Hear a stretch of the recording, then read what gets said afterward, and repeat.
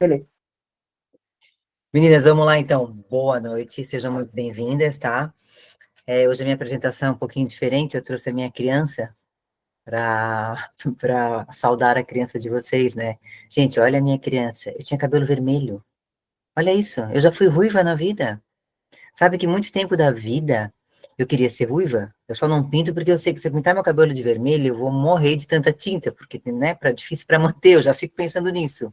Mas eu era ruiva. Olha o tamanho da cabeça. Era só cabeça, orelha e cabelo vermelho. Mas é isso. Essa era eu, meninas. De uma menina tímida que foi treinada para sentir as pessoas e hoje é uma mulher que enxerga o que cada um tem de mais precioso. Começou lá, naquela menininha, naquele bebezinho. Vamos passar para frente, então. Gente, então a nossa aula 1 foi Sistemas de Memórias Emocionais, como a mente interpreta o mundo e a origem dos principais desafios, de uma maneira assim bem ampla, para a gente entender memória, falar de como funciona, de como não funciona, né? Ficou alguma coisa da aula 1 que vocês gostariam de perguntar? Alguma coisa que não ficou muito explicada, que vocês tiveram dúvida? Alguma ideia que veio durante a semana? Ah, lembrei de tal coisa. Teve isso por acaso? Teve alguma coisa assim? Não? Tudo certo? Tudo tranquilo? Tá bom. Nós vamos falar hoje sobre as feridas emocionais, padrão de sistema familiar. Então, hoje a aula é bem assim, ó. Eu quero que vocês vão anotando, porque em vários momentos vocês vão se identificar. Vocês vão dizer, nossa, essa aí sou eu. Nossa, essa aí é minha vizinha. Essa aí é minha mãe. Essa aí é não sei quem. Então, vocês podem ir anotando isso, para no final a gente tentar chegar numa percepção do que vocês mais acham que combina com vocês. Qual o perfil que mais combina com vocês. Tá bom? Então vamos lá. Gente, só para começar, então, se a gente quer saber se nós estamos evoluindo, isso eu falo bastante, né? É só a gente perceber se os nossos problemas são diferentes. Se nós estamos com os mesmos problemas de 5 anos atrás, 10 anos atrás, é o mesmo problema, só mudou a pessoa, mudou o cenário, mas a base do problema é o mesmo, é porque nós estamos patinando, né? Repetindo aquele mesmo problema, tá? Nós não evoluímos, né? Isso é mais uma visão de filosofia. Então, a gente vai começar hoje. Como foi a gravidez da sua mamãe? Né? Aquela que você estava na barriguinha. Você tem ideia de como foi? Eu vou contar um pouquinho da minha mãe para que vocês entendam como isso pode refletir no nosso comportamento, né? A gravidez da minha mamãe, por exemplo, meu pai, ele não queria filhos. E aí minha mamãe engravidou, eles estavam meio que namorando, e enfim, se desentenderam lá, ela não sei se ela mandou embora, se ele foi uma coisa assim, mas acabou o relacionamento ali. E aí a minha mãe ficou sozinha e ela chorava até os 4 meses. Ela chorava muito, muito, muito, muito, porque ela já tinha 2 filhos, né, nascidos, e ela quase passava fome. E ela tinha muito medo, ela tinha um pavor de que fosse nascer mais uma criança e ela não tivesse comida. Então ela chorava toda noite até o 4 mês. E e no 4 mês ela conseguiu uma assistente social que deu para ela uma cesta básica, né? Ela ficou tranquila. Olha como a coisa pode ser simples, né? Aí ela deu uma cesta básica, ela ganhou uma cesta básica todo mês, ela ficou tranquila, porque ela tinha um pouquinho mais de comida, digamos assim. Mas aí, como ela não ia ter dinheiro, estava numa situação muito ruim, ela decidiu que ela ia me dar para um casal que tinha mais uma condição financeira melhor, e que eram os supervisores dela na empresa dela, da onde ela trabalhava, que era numa fábrica, não sei se era a Artex agora ou a Companhia Eric, eu acho que era a Companhia Eric, aqui em Blumenau. E ela decidiu que ela ia me dar, tudo ficou conversado, assim, combinado. Quando eu nasci, aquela menininha ali de olho verde, cabeção, né? Quando eu nasci, ela olhou para mim e ela mudou de ideia. Ela pensou, não, onde come 3, come 4, onde come 4, come 5, vamos dar um jeito e eu não consigo dar, não vou dar essa menina, né? Acho que aquele é primeiro amor de mãe, né? Mas agora, só para vocês pensarem, agora imagina essa criança que viveu dentro da barriguinha da mamãe, que tem toda essa conexão emocional com a mamãe, que sentiu isso durante toda a gravidez, né? Então, claramente teve ali, que depois, a gente vai falar depois melhor sobre isso, né? Uma ferida de rejeição. Então, essa menininha foi crescendo, depois nós vamos falar, eu vou falar dos meus comportamentos, tudo, né? Mas eu vou falar para vocês principalmente de como a gravidez da mamãe, o que a mãe sente naquela gravidez, passa diretamente para a criança.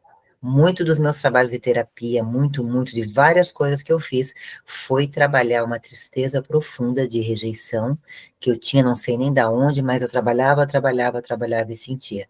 Até que eu fiz o meu renascimento, e indo lá no renascimento, eu voltei naquele bebezinho que sentia tudo e que entendeu que aquele era da mamãe. Claro, hoje como adulto eu percebo que minha mãe me escolheu duas vezes, porque na verdade meu pai queria que ela abortasse, ela não abortou, ela falou, não, não vou fazer isso, e depois quando ela ia me dar, ela, não, eu vou ficar e tá tudo certo. Então hoje como adulto eu vejo que ela teve coragem para fazer o que ela fez. Não sei no lugar dela o que eu faria, não sei se eu não faria muito pior, né? Então hoje eu consigo entender isso, né, claramente. Mas eu pergunto para vocês agora, como é que foi a gravidez da mamãe de vocês? Vocês têm ideia? Mamãe falava alguma coisa, se foi difícil, se não foi, se a mamãe estava bem ou não. Podem ficar à vontade. Posso falar, Ioná? Uhum. Bom, a minha mãe, eu fui assim como um troféu, porque ela queria engravidar desesperadamente, até porque daquela muito católica, muito filha de Maria, então sexo era, ela tinha que se justificar, certo? O que ela e ele aprontavam quando estavam só os dois, não, tinha que ter filho, todo mês era um chororô, quando não tinha engravidado, porque era assim o sonho dela lá, queria ter filho. E quando engravidou de mim, eu não sei se ela teve alguma gravidez antes de mim, ela nunca falou isso, mas a minha irmã sempre diz que eu não me comporto como irmã mais velha. Então, eu não sei se teve ou se não teve, mas enfim, quando ela engravidou, ela ficou assim, ela desfilava a barriga como um troféu. Ela adorou, ela achou a coisa Olha mais só. linda do mundo, foi. Ela ficou igual um pavão, assim. E sozinha, porque meu pai estava em Florianópolis fazendo um curso, fazendo concurso público, enfim, e eu nasci em Jaraguá do Sul com a minha avó e com uma parteira, e não teria sido um parto assim muito fácil, diz que foi mais de 24 horas assim, e coisa, porque eu estava com uma circular de cordão, e ela ficou assim, o que ela me dizia a vida inteira é que ela ficou maravilhada. Primeiro que ela ficou muito inchada, ficou muito no final da gravidez, ela era muito vaidosa, era muito bonita. E quando eu nasci, que dá aquela murchada, que daí ainda mais que eu fui amamentada e tudo mais, e ela voltou ela nunca foi uma mulher pequena, mas ela voltou à forma, então ela andava pela cidade passeando para me mostrar, né, a maravilha que ela tinha feito, que era eu. Ela achou assim, ela me vendeu a ideia que ser mãe era maravilhoso. Eu já não achei, né? Mas eu já não achei aquilo a oitava maravilha do mundo, não. Deus que me livre. Passei a coisa, mas olha, se fosse agora eu já não fazia mais, não. Mas, enfim, ela amou. Tá, Então, então o eu fui parto muito levou vinte esperada, e quatro muito horas, é desde. isso? Só o parto já levou 24 horas.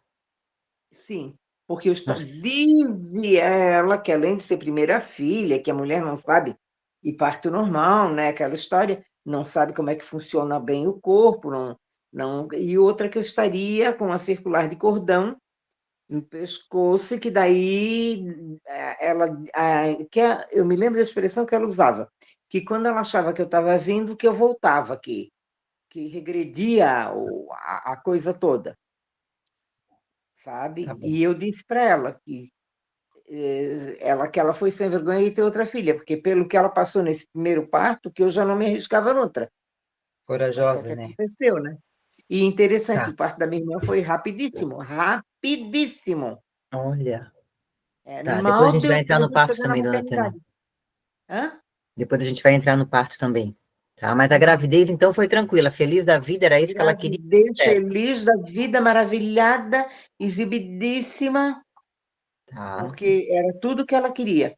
Não sei se ela queria menino ou menina, mas eu acho que pela exibição dela, que ela ficou muito satisfeita com o resultado. Tá, tá Eu bom, acho. beleza. Tá. É, Cláudia, vai, e aí? Ou Rosângela, fique à vontade. Não consigo. Aqui, achei. Bom, a minha mãe, em alguns raros comentários, sempre me disse que, por ela ter casado muito jovem, quando ela engravidou, meio que ela já estava meio que numa crise assim com o meu pai. E a gravidez ela só meio que segurou por mais um período do casamento, mas que não foi um período muito fácil não. O nascimento em si foi tranquilo, mas que o período de gestação não foi bom pelo conflito que ela tinha com o meu pai e a família do meu pai. Tá bom. Rosângela? Bom, da gravidez da minha mãe, que ela me fala, ela não queria engravidar. E daí, durante a gravidez, eu não sei certo como é que foi. Eu só sei que o meu pai bebia muito e ele batia nela. Eu não sei como é que foi ali esse tempo até eu nascer ali. Tá bom. Tranquilo. Tá, beleza.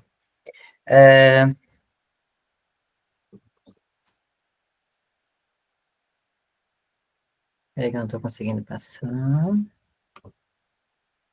Deixa eu voltar lá, né?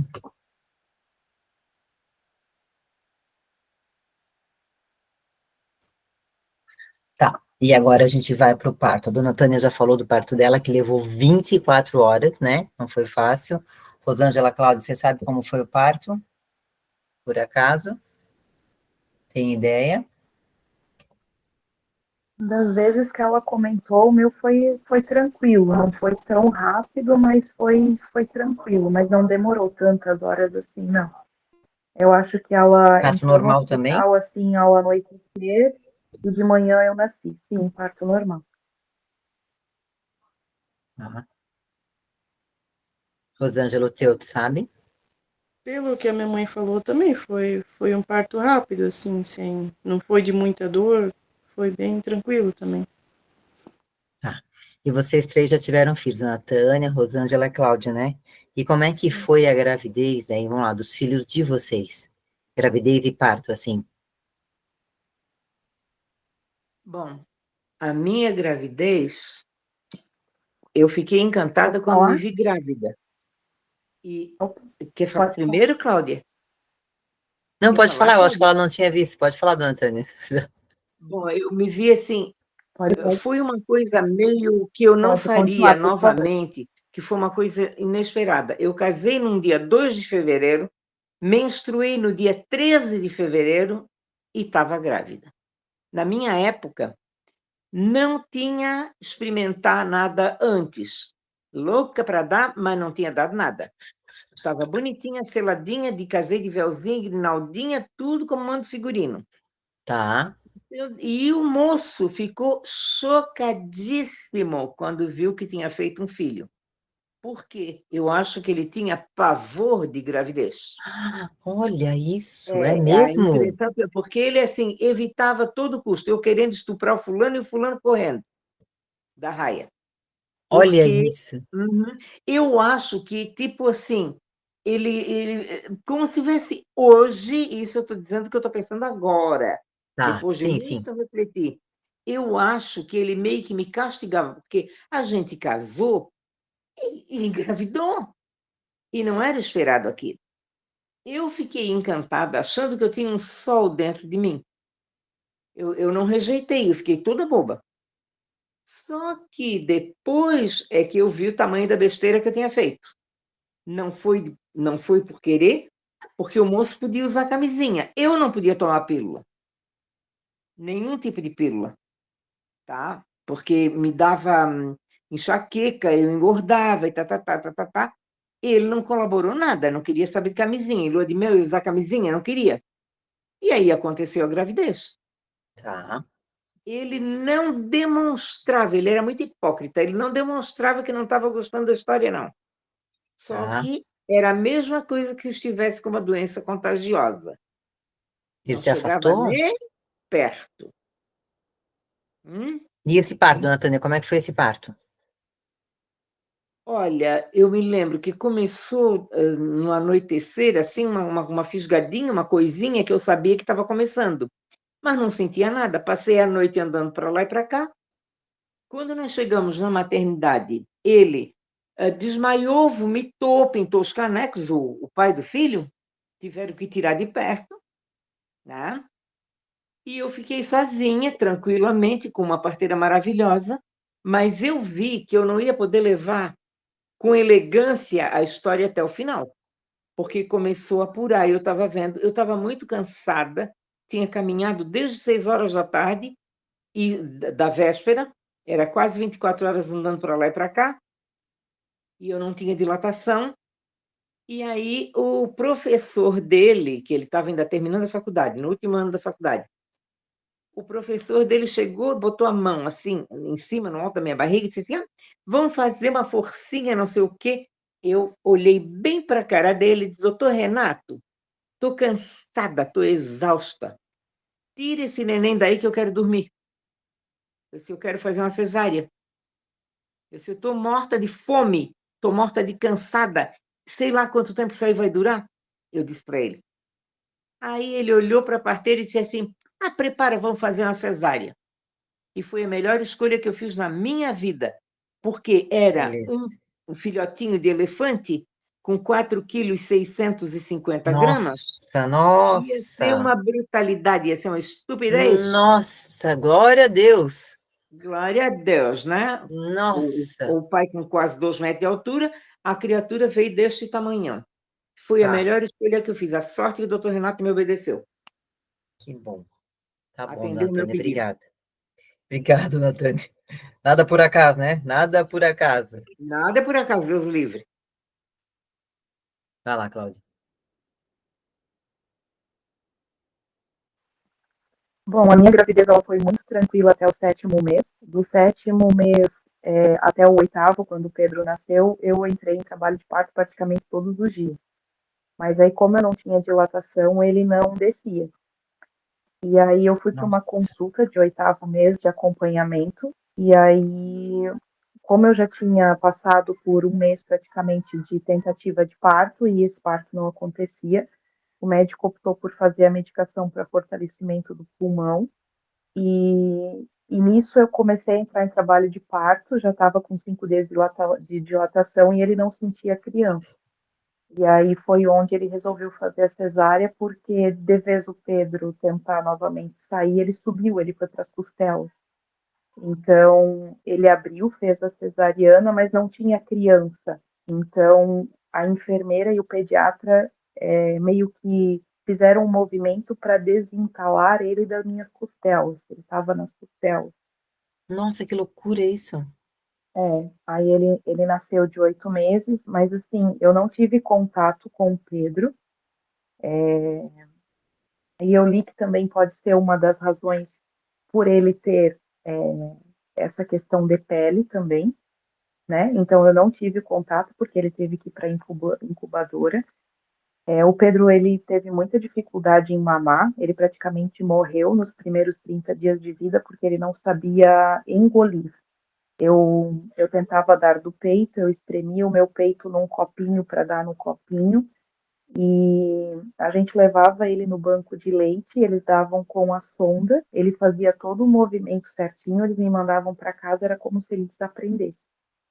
Então, os primeiros 30 dias assim de vida dele foram muito difíceis. Ele nasceu com baixo peso, ele teve icterícia, ele teve um histórico assim bem delicado.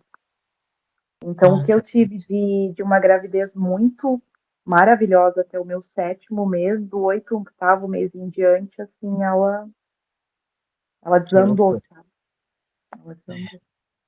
Tá bom, obrigada. Mas foi a melhor coisa que me aconteceu. Apesar Ah, de ter sido muito difícil, mas foi a melhor.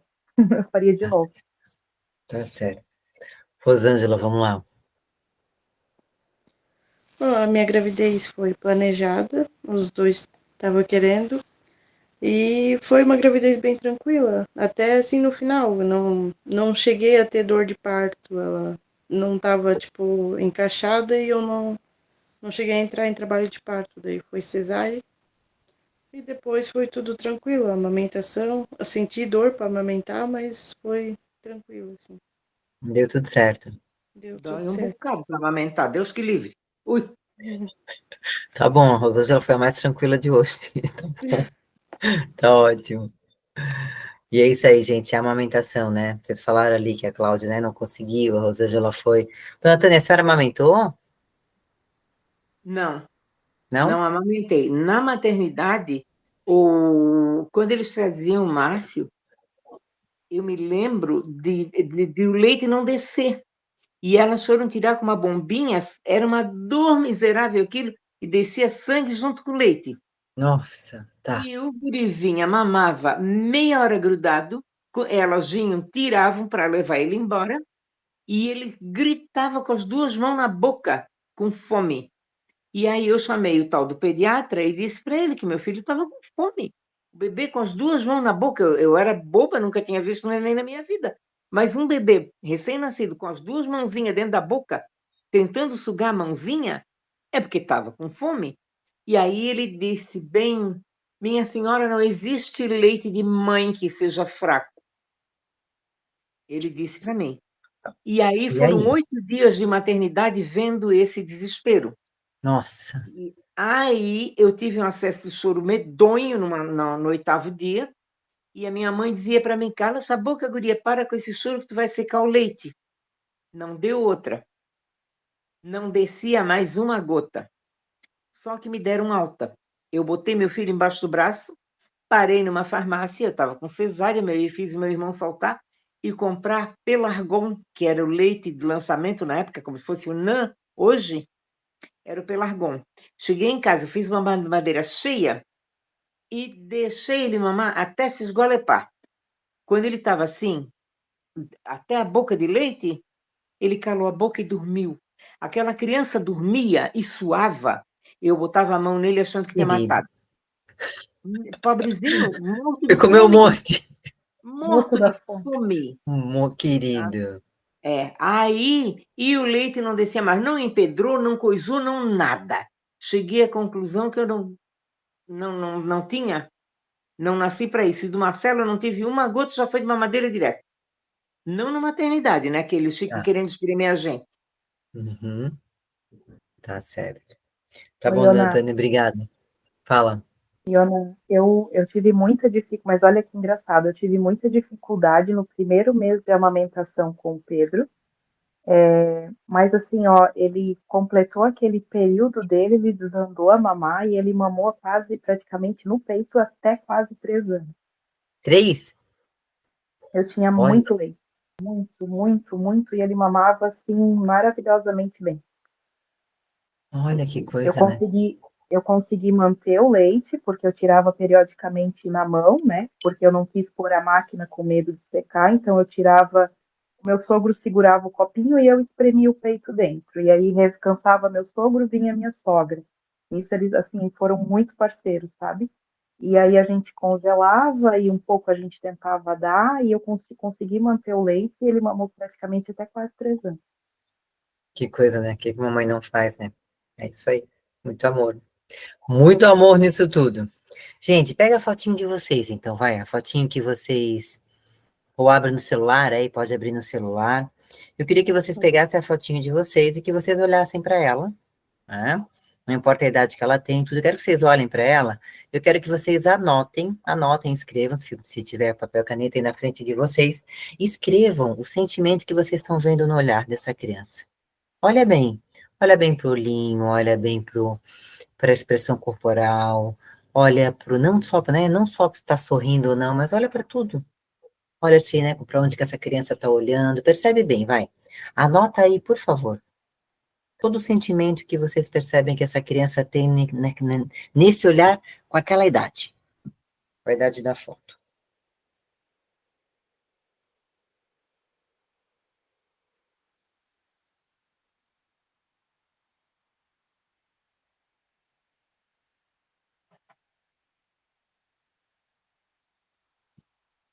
Anota aí. Se tiver só um, é só um. Se achar que é dois, três, é dois, três.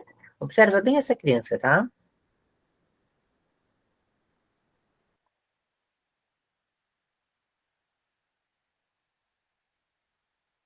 Depois de anotar, se quiser falar o que vocês encontraram, olhando para a fotinho, para os olhos dessa criança.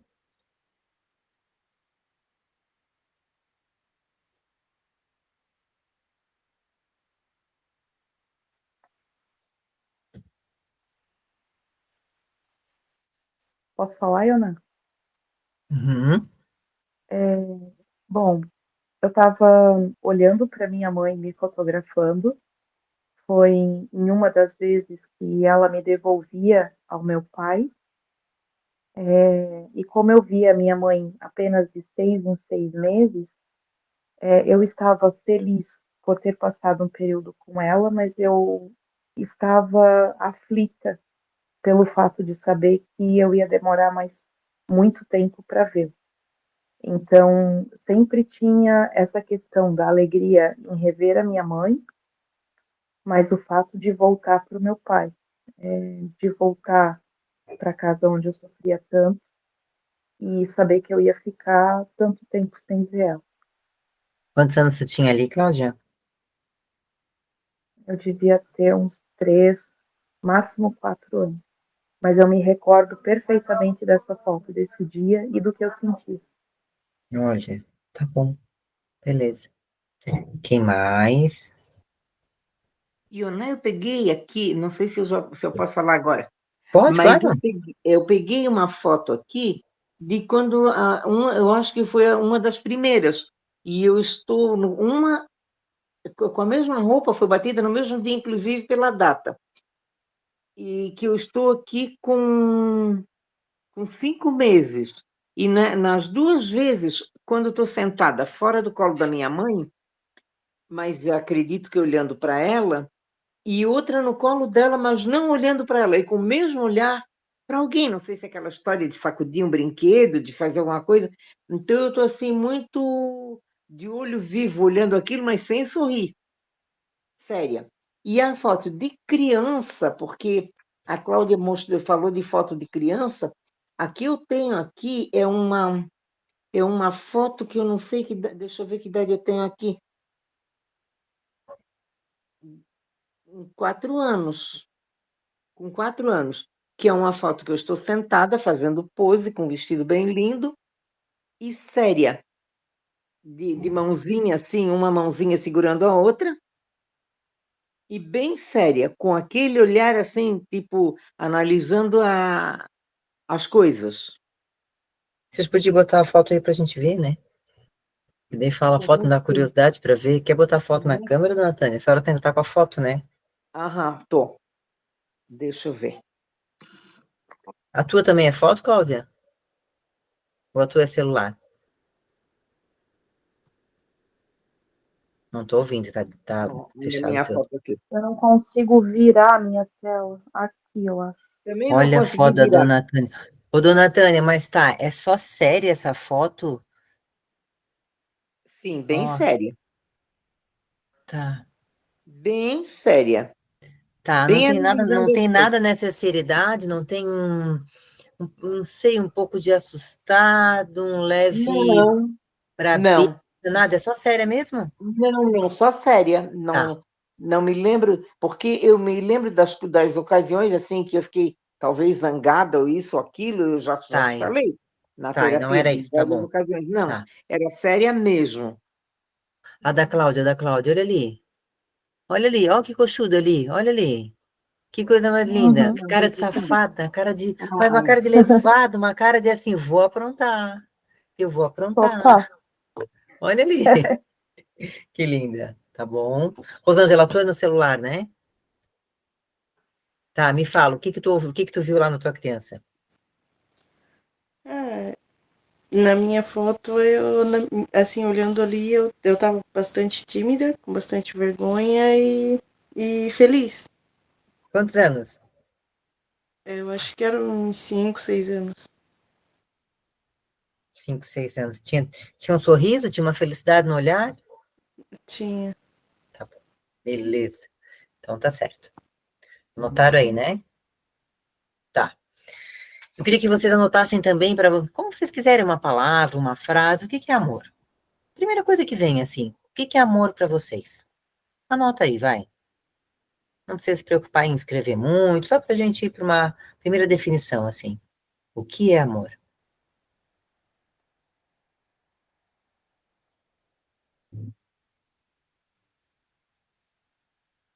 Bah.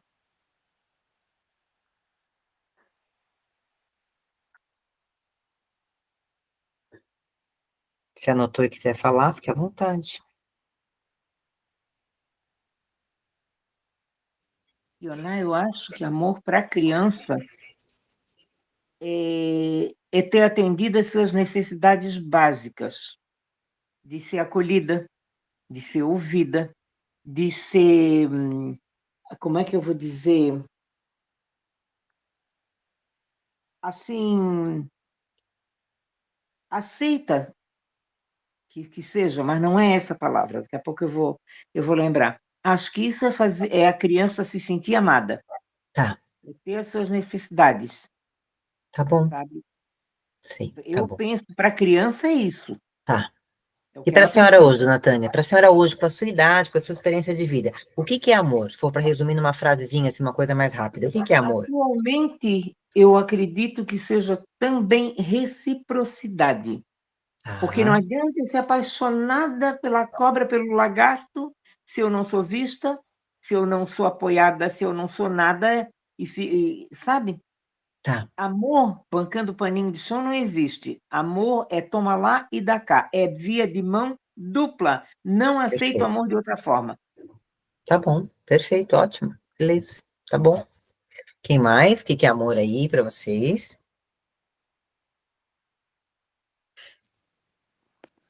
Para mim é estar junto e receber atenção. Tá bom, tempo de qualidade, tá? Cláudia?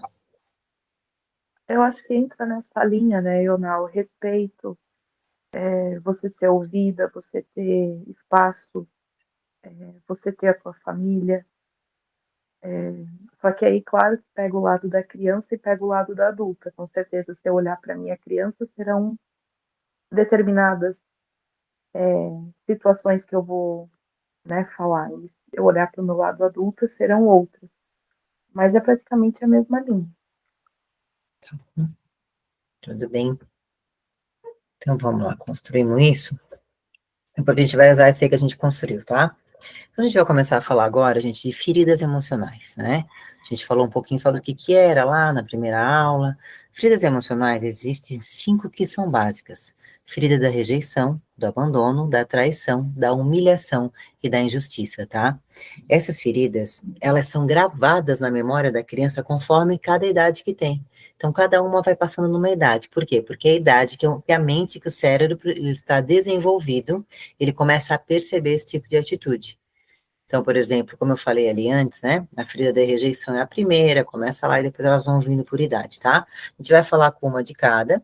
Queria que vocês fossem anotando, essa aqui eu tenho, isso eu não tenho, para a gente depois chegar no final, eu queria que vocês me dissessem o que que vocês acham que vocês têm mais ou não, tá?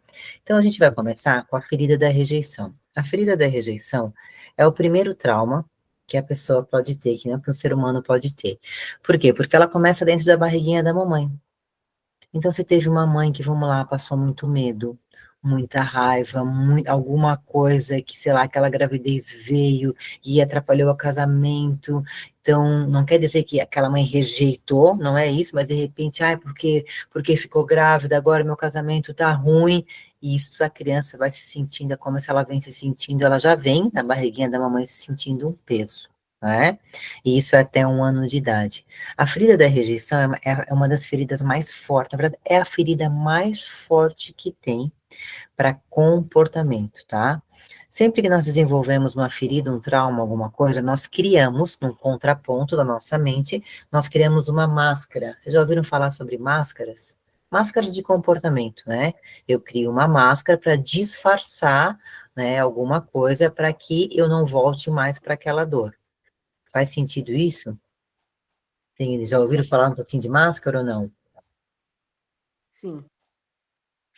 Então, assim, ó, por exemplo, a ferida da rejeição, é a máscara do escapista.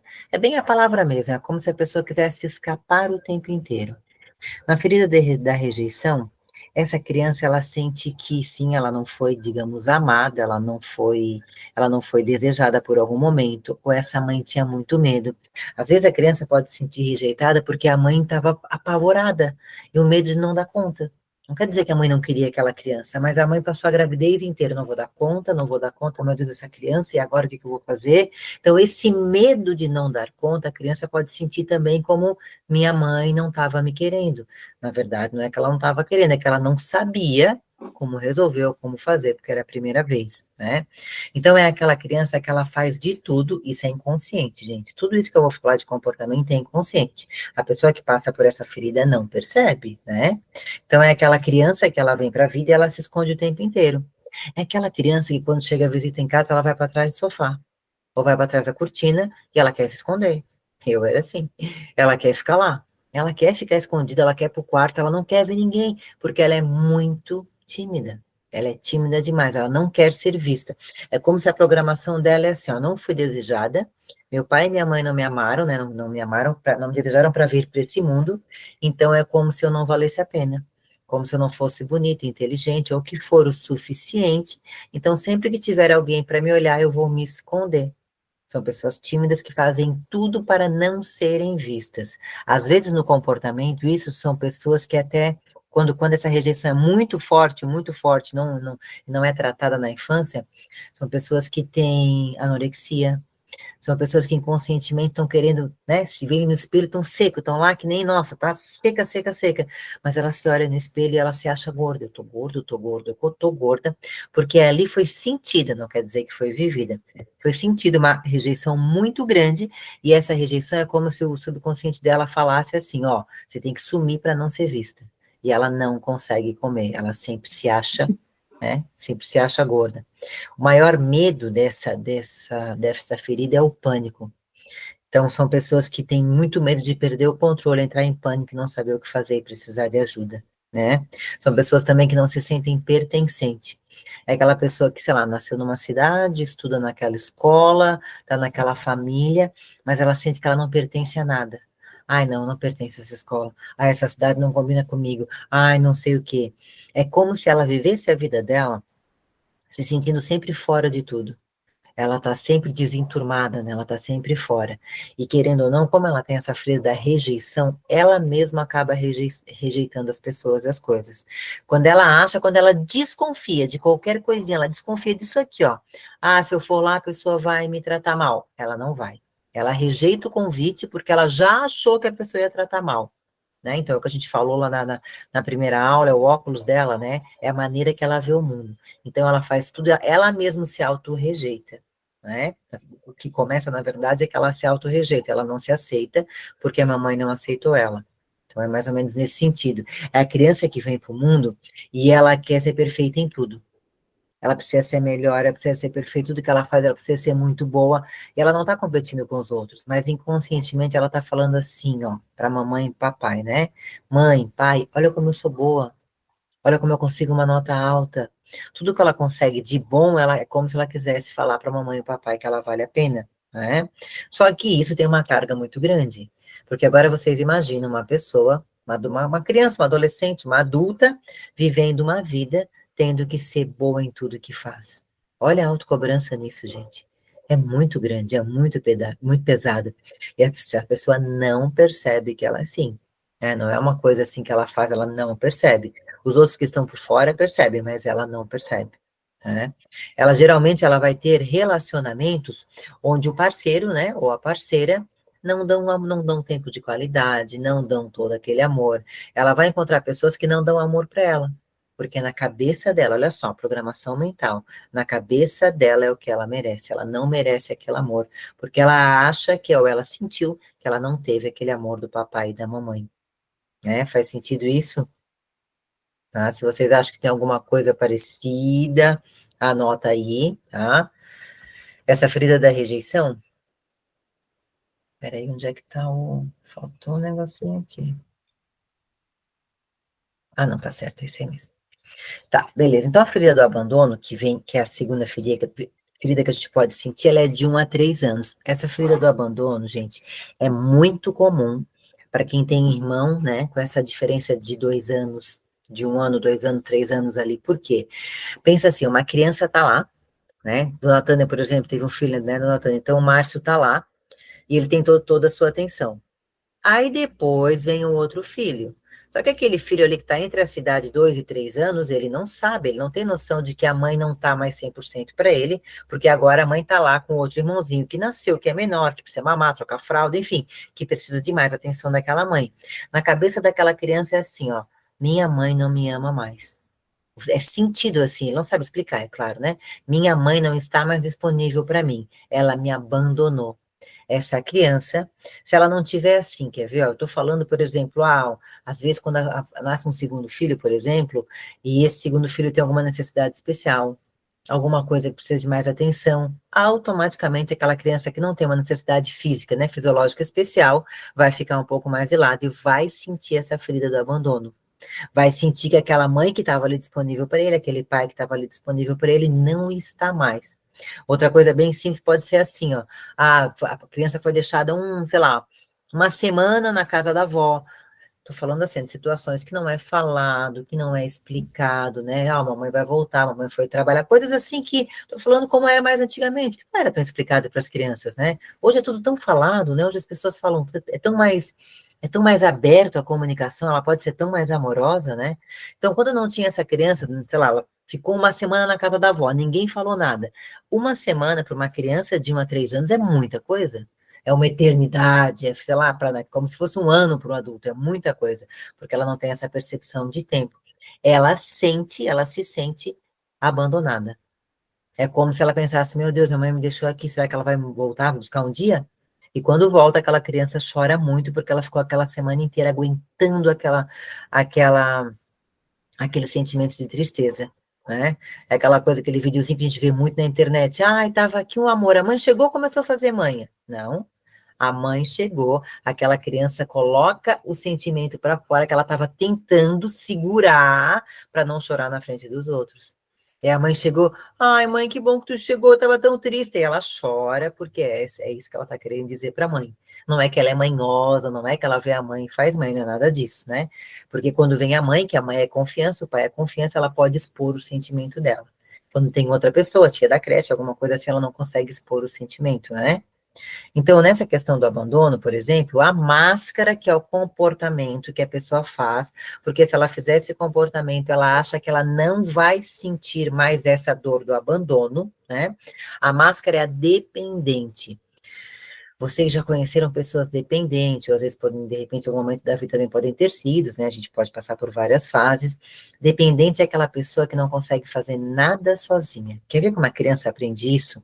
Vamos lá, a criança tem 3 anos, a mamãe está lá entretida com outro irmãozinho, né?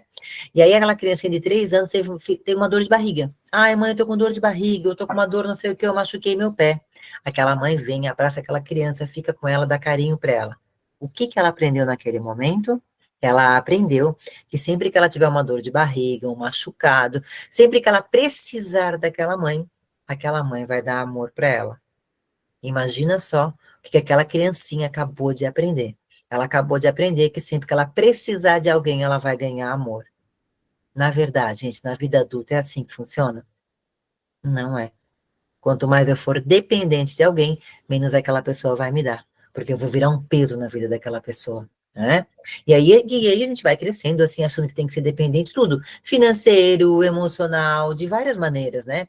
São pessoas que às vezes passam uma vida doente, tá? Para ter as pessoas por perto. Então, sempre com alguma coisa. Agora é minha coluna, agora não sei o quê. Tá sempre arranjando, né, uma coisa para dizer, eu preciso de ajuda.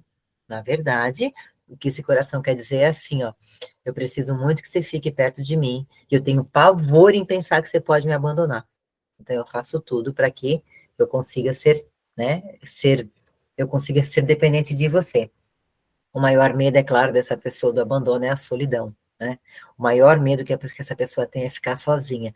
Por isso que ela depende das pessoas para ela não ficar sozinha. Porque a solidão para ela é uma coisa horrorosa. Então, é uma pessoa que tem uma dificuldade muito grande em se autoconhecer. Porque quando é que a gente se conhece de verdade? Quando a gente está sozinha. A gente se conhece de verdade quando eu estou com um problema, não estou falando que eu, né, não vou chamar os outros, vou pedir ajuda, mas quando eu estou com um problema e eu me supero. Quando eu estou com sentimento e eu mesmo me conheço, eu entendo, né? É aí que a gente se conhece. Então, a pessoa que passou por esse abandono, ela tem uma dificuldade muito grande de se autoconhecer. Tudo bem? Faz sentido isso? Tudo bem? tá? Vou anotando aí se vão se reconhecendo ou não, tá? A próxima é a ferida da traição. A ferida da traição, o maior desafio, começa ali na idade dos 2 aos 4 anos. É aquela criança, tá? Que o pai fala uma coisa e faz outra. A mãe fala uma coisa e faz outra. Ah, mamãe vai te levar em tal lugar. Chegou tal dia. Ah, não pode, não leva. Mamãe vai fazer o quê? Não pode. Então, é aquele pai e aquela mãe que estão acostumados a mentir o tempo inteiro. Podem ser em coisas pequenas ou em coisas grandes. Mas aquela criança, ela tá aprendendo com o pai e com a mãe que tudo que esse pai e que essa mãe falar, tudo que esse pai e essa mãe fizer é o que ela vai esperar do mundo. Se ela tem um pai e uma mãe que diz para ela, vou fazer tal coisa, não faz. Vou fazer sei lá o quê, não dá. Enfim, só promete e não faz. Essa criança vai crescendo e na cabeça dela é como se todo mundo fosse trair ela. É a traição que eu digo que ela está esperando atenção, amor, carinho, proteção, e ela não tem daquele pai e daquela mãe. Ela vai crescendo e ela perde a confiança no mundo. E aí o que acontece com essa pessoa? Qual é o comportamento da pessoa que passa pela traição? Ela trai a vida inteira. Ela não consegue parar de trair. Não consegue. É uma coisa muito mais forte que ela, vem de dentro, assim, é uma coisa muito forte, ela trai. Ela trai relacionamento, ela trai, ela pega uma parte da vida dela e ela fica nessa ferida da traição o tempo inteiro. Primeiramente porque ela não confia nela mesma, né? Ela não confia em como ela tá, a autoestima dela é muito ruim, né? Então, por ela não confiar em ela mesma, ela acha que todo mundo vai fazer aquilo que o papai e a mamãe fez para ela. Ela não confia nela, não confia nos outros e automaticamente esse comportamento de traição vai levando a trair uma vida inteira. E claro, isso leva a muito sofrimento, né? A pessoa que tem um relacionamento que trai uma vida inteira é porque tem muito sofrimento, tem muita mágoa ali dentro, né? Então, aquele sofrimento que ela tem só vai gerando outros sofrimentos, né? Essa pessoa da ferida da traição, ela tem uma mente, olha que louco isso, ela tem uma mente que ela era, como ela foi muito traída, ela começou a desenvolver a mente dela, a resolver as situações por vários cenários. Então, quando ela tinha algum problema, alguma coisa, ela imaginava várias soluções, não é? Porque é a maneira que a mente dizia assim para ela: se você controlar, porque a máscara é o controlador, se você controlar tudo da sua vida, todas as pessoas, tudo à sua volta, você não vai mais ser traído. E daí a gente encontra muita gente que é controlador, sabe? Quer controlar tudo do outro, do parceiro, do filho, da família, não sei, a pessoa quer controlar todo mundo. Controlador nesse sentido, é do meu jeito, tem que ser assim, é no meu horário, e quando não é, né, da maneira que essa pessoa quer, essa pessoa fica enlouquecida. Mas como, né, fica enlouquecida só porque não é da maneira dela. Então, é uma pessoa que é muito rígida, não tem flexibilidade. Eu estou falando uma pessoa que tem essa dor da traição muito forte. Eu vou apresentar para vocês hoje 5 feridas, tá? Dessas 5, nós temos uma que é bem forte, e cada um de nós pode ter pelo menos 3. Então, é uma combinação, né? Quando eu comecei a estudar isso, né, anos atrás, tudo que eu li, eu pensei, eu tenho essa eu também tenho, tudo eu achava que eu tinha tudo, tinha tudo. Claro que não, depois a gente percebe que é um pouco menos, né? Então, esse controlador, ele tem uma tendência a querer controlar todo mundo. Quando as coisas saem do controle dele, ele fica extremamente explosivo. É a pessoa que vai do 0 ao 100, rapidinho ali, em 10 segundos, porque não é da maneira dele, né? Então, é uma pessoa, por exemplo, que quando ela... Depois eu vou falar um pouquinho mais sobre isso, mas quando essa pessoa cura essa ferida da traição, são ótimos líderes. São pessoas dominantes que conseguem olhar para o outro. Mas enquanto essa pessoa não cura, a única preocupação dessa pessoa que passou pela ferida da traição é ser boa. Ela quer mostrar para todo mundo que ela é boa. Olha, eu sou boa, olha, eu consigo. Pessoa que estuda um monte, pessoa que trabalha um monte, tudo nela é muito bom nesse sentido assim de desenvolver, né? Mas a parte emocional é horrível. Horrível. Não sei se vocês conhecem alguma pessoa assim ou não, deve lembrar de alguém. A pior coisa é ter um chefe, um líder de uma empresa, de uma instituição, que é um controlador, né? Não, que tem essa ferida não resolvida e que, enfim, que lidera uma equipe. É horrível. É horrível porque é aquela pessoa que diz não primeiro para tudo, depois ela vai resolver alguma coisa ou ter um pouquinho de flexibilidade, né? O maior medo dessa pessoa, acho que deu uma travadinha, tá aqui, voltou. O maior medo dessa pessoa é a separação. Essa pessoa tem pavor de separação. Por quê? Porque ela acha que se estiver perto dela, ela controla tudo. Se ela controla tudo, tá tudo bem, né? Porque ela acha que não vai se magoar. Faz sentido isso? Tudo bem? A outra ferida, a quarta ferida é a ferida da humilhação, gente. A ferida da humilhação, ela acontece aqui de 1 a 3 anos, tá? É uma ferida que acontece, por exemplo, quando a gente tem um pai ou uma mãe, ou a pessoa que criou, né? E essa educação é muito rígida, é uma educação muito, tem que ser assim, come dessa maneira, faz, é tudo muito rígido, não pode fazer nada. É como se assim, ó, a criança não pode ser criança, né? A criança tem 2 anos, mas ela não pode sujar, ela não pode, ela não, nada ela pode, se ela faz, é aquela mãe assim, ó, no sentido assim, de humilhação que humilha mesmo, né? Tipo assim, porque tu é uma porquinha, porque tu suja tudo, porque olha o que tu faz, sabe? Nesse sentido, assim, não é uma questão de educar com limpeza, é diferente. É uma questão de tudo que aquela criança faz, e às vezes faz porque é criança, né? Aquela mãe ou aquele pai vem com muita rigidez, e aí humilha mesmo. Humilha em palavras, porque tu é um porquinho, porque tu é um desastrado, porque tu não sei o quê. E fala, fala, fala tanto isso, que aquela criança se sente humilhada, ela vai recebendo isso, e de novo ela vai vindo para a vida achando que a vida vai dar isso para ela. Se a gente vê esse tipo de pessoa, é aquele tipo de pessoa que conta uma piada falando mal dela mesma. Sei lá, a pessoa é gordinha, ela conta uma piada de gorda e se bota de exemplo. A pessoa, não sei, qualquer coisa que ela tenha, que ela acha, né, que pode ser alguma coisa assim, é uma pessoa que está sempre se maltratando, é masoquista mesmo. Né? A máscara é masoquista, é aquela pessoa que sempre se maltrata. Então, ela está sempre denegrindo ela mesma porque ela aprendeu que mamãe e papai era assim e estava tudo bem e tudo certo. As pessoas de fora percebem, né? Nossa, como é que aquela pessoa só conta a piada dela mesmo, só se coloca para baixo? É aquela pessoa que não aceita elogio. Quando você fala para ela, nossa, que vestido lindo, que roupa linda, ou qualquer coisa, que carro bonito, quando você elogia essa pessoa, a primeira coisa que ela faz é acabar com esse elogio. Não, não, esse vestido é velho. Não, não, esse carro já tem, sei lá, 3 anos, já, não, não. Ou sei lá o quê. Ela está sempre se botando para baixo, porque ela acostumou, ela não percebe. Essa pessoa não percebe que faz isso, ela acha que é super normal, né? Fazer esse tipo de coisa, tá? O maior medo dessa pessoa é ter liberdade. Ela está tão acostumada a ser, ó, a ser direcionada por causa do pai e da mãe muito rígido, que se ela tiver liberdade, ela não sabe o que fazer. Então, ela tem muito medo de ter liberdade. É uma pessoa, digamos assim, que pode ser um par, essa pessoa da humilhação, pode ser um par maravilhoso para aquele controlador. Porque o controlador da traição vai controlar esse da humilhação vai fazer tudo, sim, senhor, tá tudo certo, né? E aí junta um comportamento com o outro. E tá tudo certo. Como aquele da traição, que é uma pessoa mais explosiva, uma pessoa que ofende, às vezes, no falar, que tem essa coisa de prepotência, pega essa pessoa da humilhação que está acostumada com isso, fecha, né? Fica junto à fome com a vontade de comer. Sabe o que que é isso? Isso é assim, ó. Mulheres na humilhação que cresceram com isso, são mulheres que viram, de repente, mãe apanhar, mulheres que viram um desrespeito muito grande em casa, e aí pode crescer achando que isso é normal. Não quer dizer que é uma regra, né? Você pode crescer achando que isso é normal, ou você pode crescer e entender, não, isso não é normal, não quero para mim, tá tudo bem, né?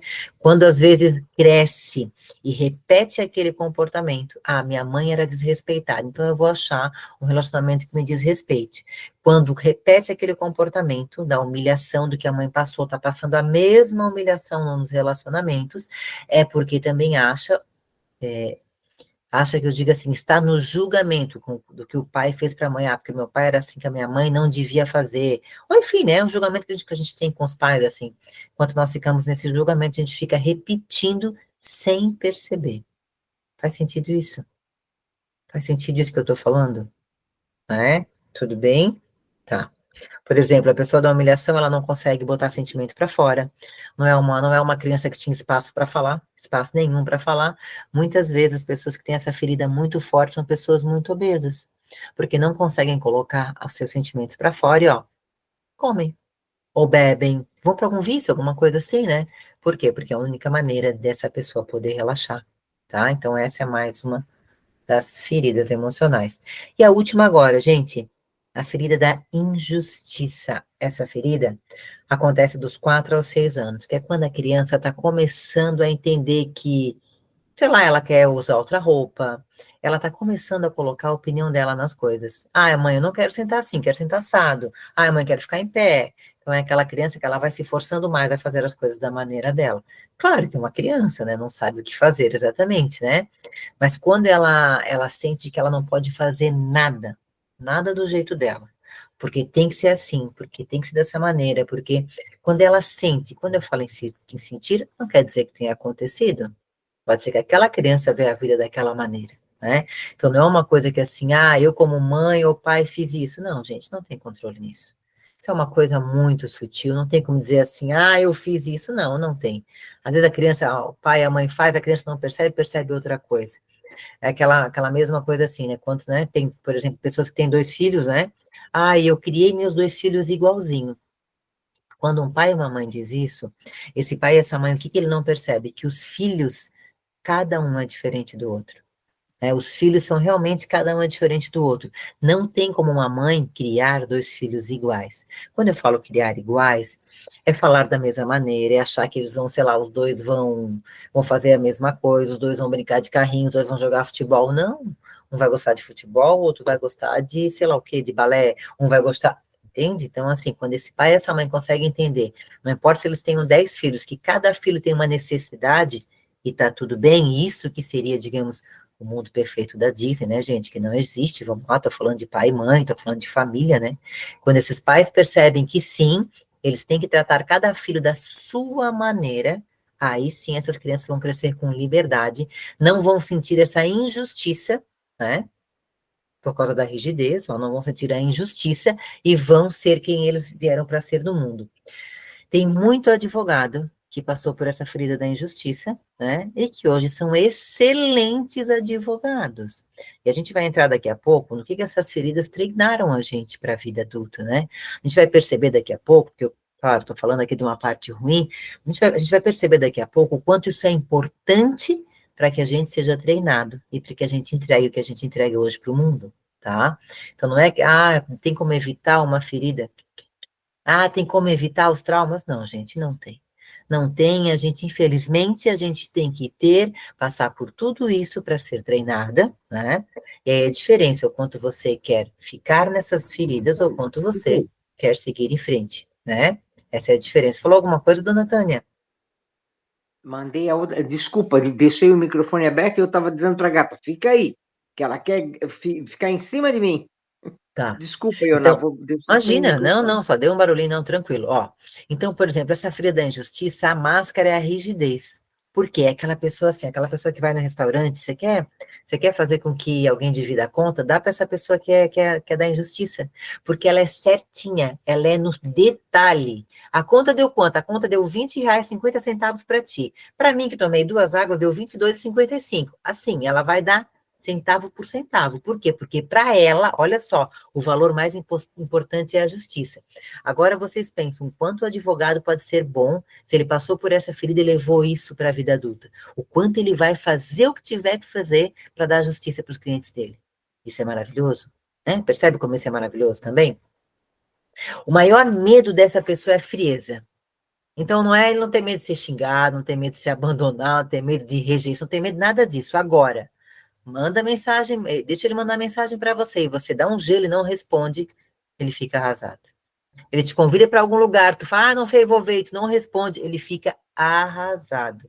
A frieza, ou não dar atenção, não responder, né, dessa maneira, assim, dar um gelo para ele, é a pior coisa que ele tem. Ele acha isso muito injusto, é não ser visto, né? Isso é não ser visto. Tudo bem? Faz sentido isso? Tudo bem? Só coisa ruim, né? Eita, vamos melhorar isso aí, vamos melhorar, que eu só trouxe coisa ruim. Ai, ai, ai. Gente, o que eu falei ali, ó. Nós temos aqui, eu só botei 2, né? Mas nós temos vários caminhos na vida, né? E a gente é que vai escolher. Quantas vezes a gente escolhe o melhor caminho? Quantas vezes a gente escolhe o pior caminho? Daí a gente chega lá, quebra a cara, às vezes volta de novo, recomeça, vai de novo para outro caminho. Enfim, né? Isso se chama ser humano e todos nós estamos aqui para poder escolher vários caminhos, ter várias chances, né? Cada vez que a gente acorda de manhã, nós temos mais uma chance de fazer melhor. melhor, diferente, ou continuar fazendo o que já está dando certo, da maneira que está dando certo, né? Mas nós temos várias chances, tá? Então, a pessoa que escolhe se ela vai ficar na ferida, né? Ou se ela vai para treinamento, eu chamo de treinamento. Para mim, é a escola, na escola da nossa infância que treinou. Quer ver, ó? Vamos ver o que que isso tudo traz para a gente? Olha só isso aqui, gente. A escola da rejeição, a escola, né? Nossa faculdade da rejeição, quem passou por essa ferida, por exemplo, tem uma empatia cognitiva e emocional gigante. Quem foi rejeitado sentiu a dor de ser rejeitado e essa pessoa, ela consegue olhar o outro, ela, não tá bem, tá triste, precisa de um café, precisa de um abraço. Só no olhar. Claro, não é de um estranho assim, né? Às vezes até é estranho, mas é mais em quem já tem alguma afinidade, quem já conhece. Mas é uma pessoa que tem uma empatia muito grande e além da empatia cognitiva, que é de perceber, ela tem a emocional. Então, quando ela olha para alguém, ela vê que precisa de um abraço, ela tá louca para ela abraçar. Claro, às vezes ela não vai porque é um chefe, porque é isso, porque é aquilo, porque sei lá, mas ela tá louca para ela, vem cá, deixa eu te abraçar, nem te conheço, mas eu sei que tu precisa. Por quê? Porque essa pessoa passou por isso, ela sabe o quanto dói. Então ela sabe dar esse conforto para as pessoas que ela acha que estão passando por isso, né? É uma pessoa que é extremamente eficiente nos detalhes, né? Detalhe, dá uma coisinha para ela fazer que tem que separar por corzinha, né? É uma pessoa extremamente eficiente para isso, gosta de fazer isso. Por quê? Porque ela ficou muito tempo da infância dela sozinha. Como ela era, lembra, ela era muito tímida, tímida, quietinha, ela ficou sozinha. Quando a gente fica sozinha, a gente tem uma capacidade ali, a gente cria uma capacidade de criar muito grande. Porque se eu não estou me relacionando com pessoas, eu estou sozinha, brincando sozinha, eu tenho que ter criatividade. Ou uns amiguinhos imaginários, ou tem que ter dois bonequinhos que estão brincando, mas é eu sempre usando a minha mente para criar. Então, se eu estou criando, eu estou estimulando a minha mente a fazer detalhes, né? E eu sou muito apta a reagir em emergências. Por quê? Porque são pessoas, como elas percebem muito fácil o outro, ela sabe quando tem uma emergência, ela percebe fácil e ela consegue ficar calma na hora da emergência. Então seria o quê? Ótimo, imagina um bombeiro, um médico de plantão, né? Uma pessoa que foi treinada na escola da rejeição para trabalhar com a saúde, uma enfermeira, um médico, um cirurgião, é uma maravilha. Porque essa pessoa ela vai ter uma empatia cognitiva, emocional, vai tratar bem, vai perceber o outro e vai, né? São pessoas que servem muito aqui, ó. A melhor função eu botei ali, ó. Pessoas. São pessoas. São pessoas que foram treinadas para lidar com pessoas. Bota essa pessoa que passou pela escola de rejeição, que foi treinada nisso tudo, bota ela trabalhar atrás de um computador.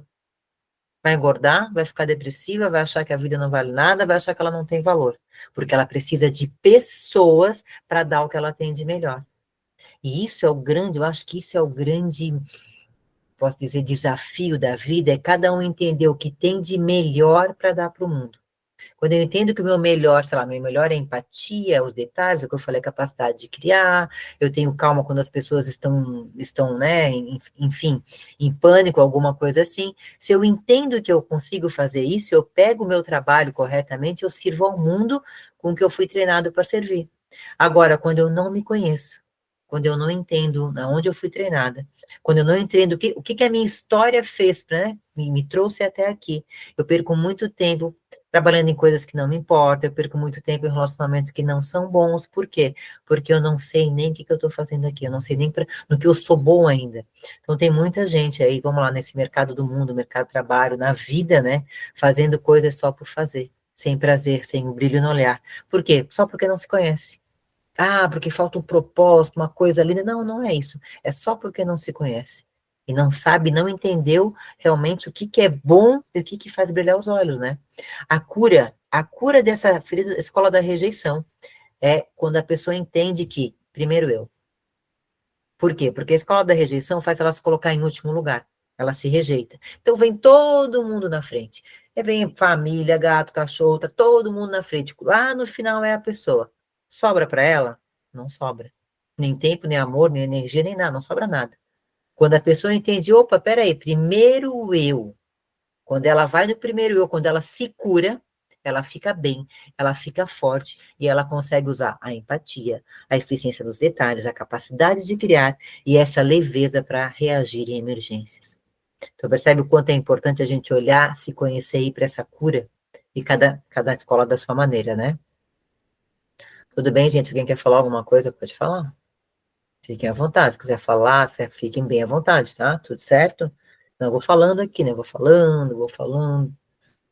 Eu não Gente, na sei se é pretensão e água benta, mas essa eu me identifiquei muito nessa agora nessa escola de rejeição. é, Muito, muito, muito, muito. Engraçado. nessas coisas boas, a empatia cognitiva, emocional, É, isso aí. exatamente. Gostar de pessoas e tudo. E eu não tinha botado a rejeição. Nas minhas escolhas, não estava, eu não me sentia rejeitada quando era pequena. Eu senti do abandono. Quando me levaram na maternidade para mostrar aquele berço com aquela criatura dentro que Deus me deu por irmã, foi a Uhum. pior sensação da minha vida. Eu tinha 2 anos e 4 meses e lembro qual era o quarto número 4 da maternidade Carlos Correia. Eu me lembro tudo. E eu me lembro do escândalo que eu fiz gritando que eu não queria aquele neném feio, que a avó teve que me tirar de lá. Eu Tá. achei ela linda, por isso eu gritava que não queria aquele neném feio, porque eu achei que aquela bonequinha ali ia tirar tudo que eu tinha. Vamos ver agora na escola do abandono. Vamos ver se a senhora tem muita coisa daqui também, então. Vamos dar uma olhadinha. A escola do abandono, olha só. O que que ela nos treinou? Ela nos treinou a ser perseverantes. São pessoas muito perseverantes, que vão, e tem sempre, né, esperança e vão fazendo, e nunca desiste, aquela coisa, aquela pessoa forte. Por quê? Porque como ela sentiu que ela foi abandonada, é como se ela criasse uma força maior. Não, eu tenho que fazer, eu tenho que continuar, eu tenho que continuar. Ela tem uma capacidade muito grande de ajudar os outros, porque o que ela mais queria era ser ajudada. O que ela mais queria era ter pessoas ao lado dela. Então, quando ela vê alguém que precisa de alguma coisa, ela vai logo ajudar. Não que ela vá, mas ela tem essa vontade de ajudar essa pessoa, porque ela acha que aquela pessoa pode estar abandonada, né? Pode estar abandonada. Lembra que o abandono é dos 2 aos 4 anos. É isso? Do 1 aos 3 agora, eu já não sei, já confundi com o outro. Tá, e é uma pessoa extremamente sociável. Como ela se sente abandonada, ela se sentiu em algum momento sozinha, então ela automaticamente ela desenvolveu ser sociável para quê? Para as pessoas ficarem com ela, né? Se eu não gosto de me sentir sozinha, se eu me sinto abandonado, o que que eu vou fazer? Como se eu fosse eu vou ser interessante, eu vou conversar com as pessoas para que as pessoas queiram ficar perto de mim. Isso aqui é o que a gente aprende quando eu curo essa ferida.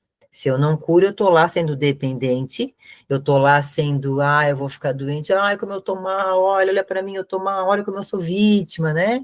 Quando eu não curo, eu faço na dependência, eu fico na vítima. Quando eu curo, eu me torno agradável. Peraí, o que eu penso? Pô, se eu for uma pessoa agradável, querida, inteligente, se eu tiver empatia, as pessoas vão querer ficar comigo. Pronto. Eu me torno essa pessoa curada para ter essas pessoas perto de mim. Essa pessoa que passou pela escola do abandono, olha só, a melhor função dela é trabalhar em equipe. Quando você percebe que uma pessoa, né, gosta de ser sociável, tem muito medo de ficar sozinha, ela tem uma aptidão para trabalhar em equipe gigantesca, porque ela consegue fazer com que as pessoas se sintam incluídas. Por quê? Porque ela sabe o que é se sentir abandonada. Ela sentia isso no coração dela. Ela sabe exatamente o que ela gostaria que alguém tivesse feito com ela. Então, quando ela vê aquela pessoa assim, sei lá, tá em algum lugar, tá conversando com as amigas, aí tem uma pessoa lá que tá num cantinho, ela sai da rodinha dela, vai lá, vem cá, não te apresentar, olha só, minhas amigas aqui, não sei o quê. Ela inclui as pessoas para que ninguém passe por isso. Claro, É quando ela verdade. está curada. Fala, dona Tânia. Isso mesmo. É isso mesmo, né? Uhum. É, É, a gente é isso. faz e não percebe, não, sei lá. Não percebe, é. E aí, quando vê aquela pessoa sendo incluída e conversando e não estando mais lá isolada naquele cantinho, se sente super bem. Né? Por quê? Porque inconscientemente sabe que aquela pessoa não está mais sentindo aquela dor do abandono, né? Uhum. A cura disso aqui é quando eu sinto que eu sou capaz, quando eu sinto que eu dou conta da minha vida. Primeiro, eu consigo. E depois vem marido, vem filho, vem o que for, mas eu dou conta da minha vida. Quando eu sinto isso no meu coração, eu curei da escola, da filha do abandono. E eu já estou na escola, no treinamento, na parte boa, tá? Faz sentido isso? Tudo Faz bem? sentido. A Só Rosa tem já tá. uma coisa, eu gosto de ajudar os outros, mas eu não tenho, por exemplo, a humildade, eu não me vejo, por exemplo, se eu tiver com as duas mãos machucadas, de alguém me dar comida na boca, de alguém me cuidar. Que engraçado, eu sou aquela que cuida, não quero Uhum. ninguém me lisando. Não quer, não quer depender de ninguém. Não, não quero depender de ninguém. E É, tem então quem sabe coisas. essa escola do abandono aí não foi para a senhora, dona Tânia. Quem sabe essa aí não é uma das mais fortes, não, né? Porque se não Vamos ver depender qual de é que vai ser a ninguém, mais forte. dona Tânia, não depender de ninguém vai muito na traição. A traição, Deus o livre de depender de alguém. A fria da traição é assim, Deus o livre de depender de alguém, Deus o livre de eu precisar de alguém. Tem muito isso, tá? Mas vamos ver. Vamos chegar lá. Ó, a escola da traição, quando essa pessoa cura e vem para a parte boa, né, da infância, ó, ela é um ótimo líder. Só que se não cura, essa pessoa que passou pela traição, ela é prepotente. Não é que ela é que as pessoas de fora veem que ela é prepotente, por quê? Como ela não foi vista na infância, é como se ela dissesse assim, ó, para o mundo inteiro: primeiro eu, primeiro eu, primeiro eu, olha para mim, olha para mim, olha para mim.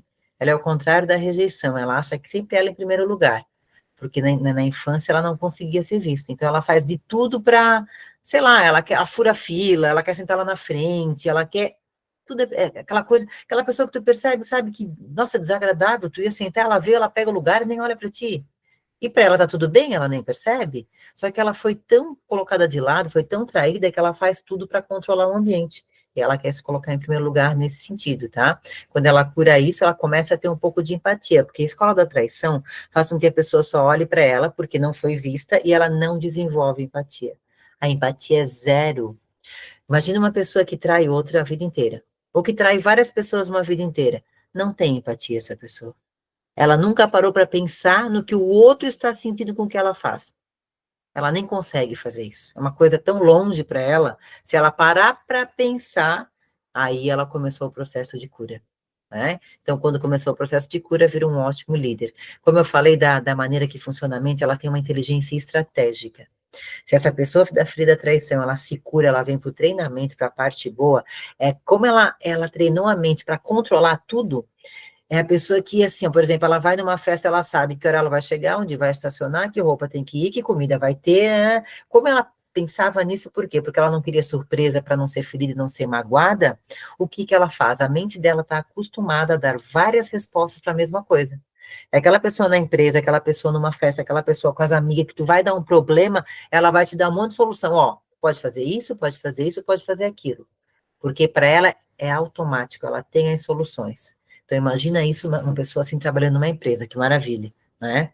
É uma pessoa que tem a capacidade na mente, a mente foi treinada, não é todo mundo que tem isso, gente. Uma capacidade para administrar várias coisas ao mesmo tempo. Eu só estou no computador com um monte de tela aberta, eu já, ai, não, já me perco toda. Já quero fechar tudo, quero fazer uma de cada vez. Uma de cada vez, bonitinha, faço aqui, depois a outra, porque senão eu já me perco. Para quem passou por essa escola, trabalha com 18 tela aberta e dá conta. Entra aqui, sai lá, faz uma reunião, volta e tá tudo certo. Por quê? Porque a mente foi acostumada e treinada para isso, tá? Quando ela cura, ela entende exatamente o que outros sentem. Então, é o ótimo vendedor. É aquele vendedor, tu chegou na loja, tu vai falar com o vendedor ou com essa vendedora, tu falou duas frases, a pessoa te leu inteira. A pessoa sabe o que tu quer, o tamanho que tu quer, sei lá, eu quero uma blusa verde. Quero uma blusa verde assim, assim. A pessoa te faz duas, três perguntas, pronto, ela sabe tudo, o que tu quer, o tamanho, por quê? Porque ela lê as pessoas muito fácil. Ela tem essa facilidade de entender a necessidade dos outros. Então, são ótimos vendedores, ótimos, ótimos. São pessoas que chegam no ambiente, por exemplo, se percebeu que tem um brigando, outro brigando, é uma pessoa que vai trazer a leveza. Para a mulher é a elegância, né, do feminino, né?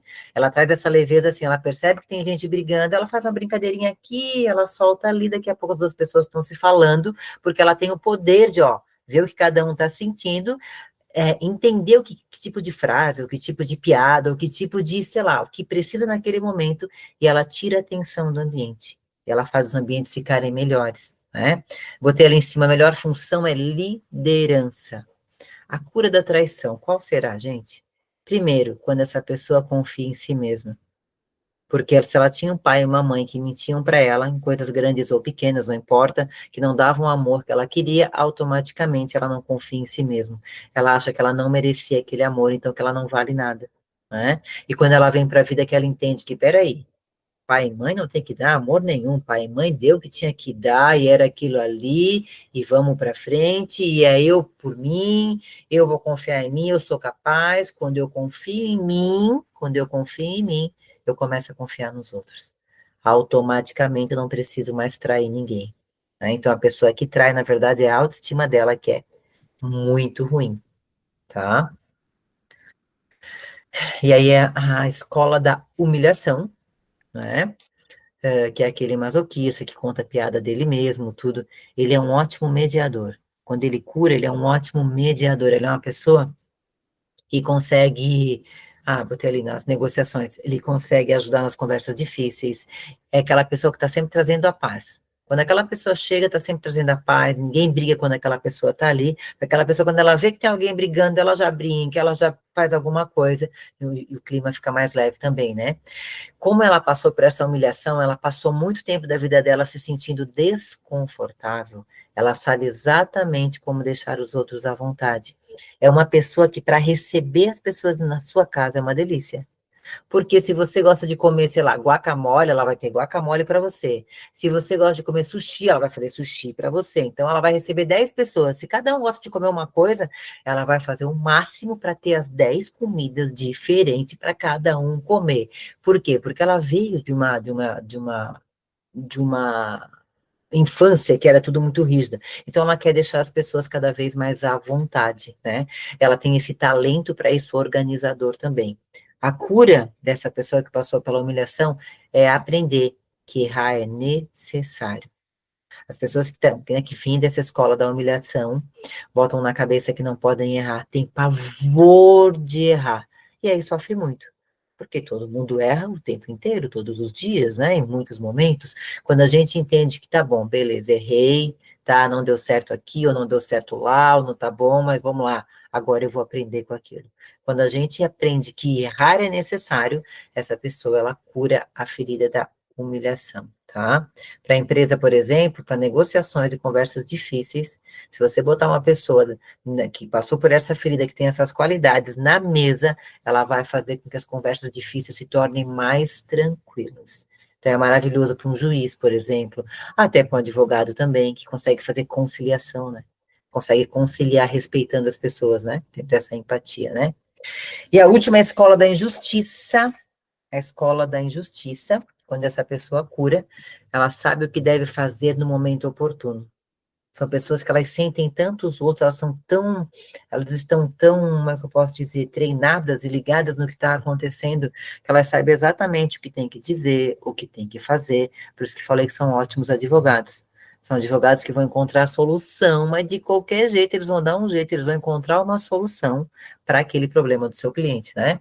E são pessoas que quando se empolgam, são entusiastas, vivos, dinâmicos, aquela pessoa que você fala, vamos, sei lá, o que você acha de a gente fazer uma festa fantasia? A pessoa vem, vamos fazer a festa, porque vai ser assim, vou vestir de sei lá o quê, eu te ajudo, né? Pensa, nossa, essa é a pessoa que passou, porque em algum momento ela não pôde ser ela mesma.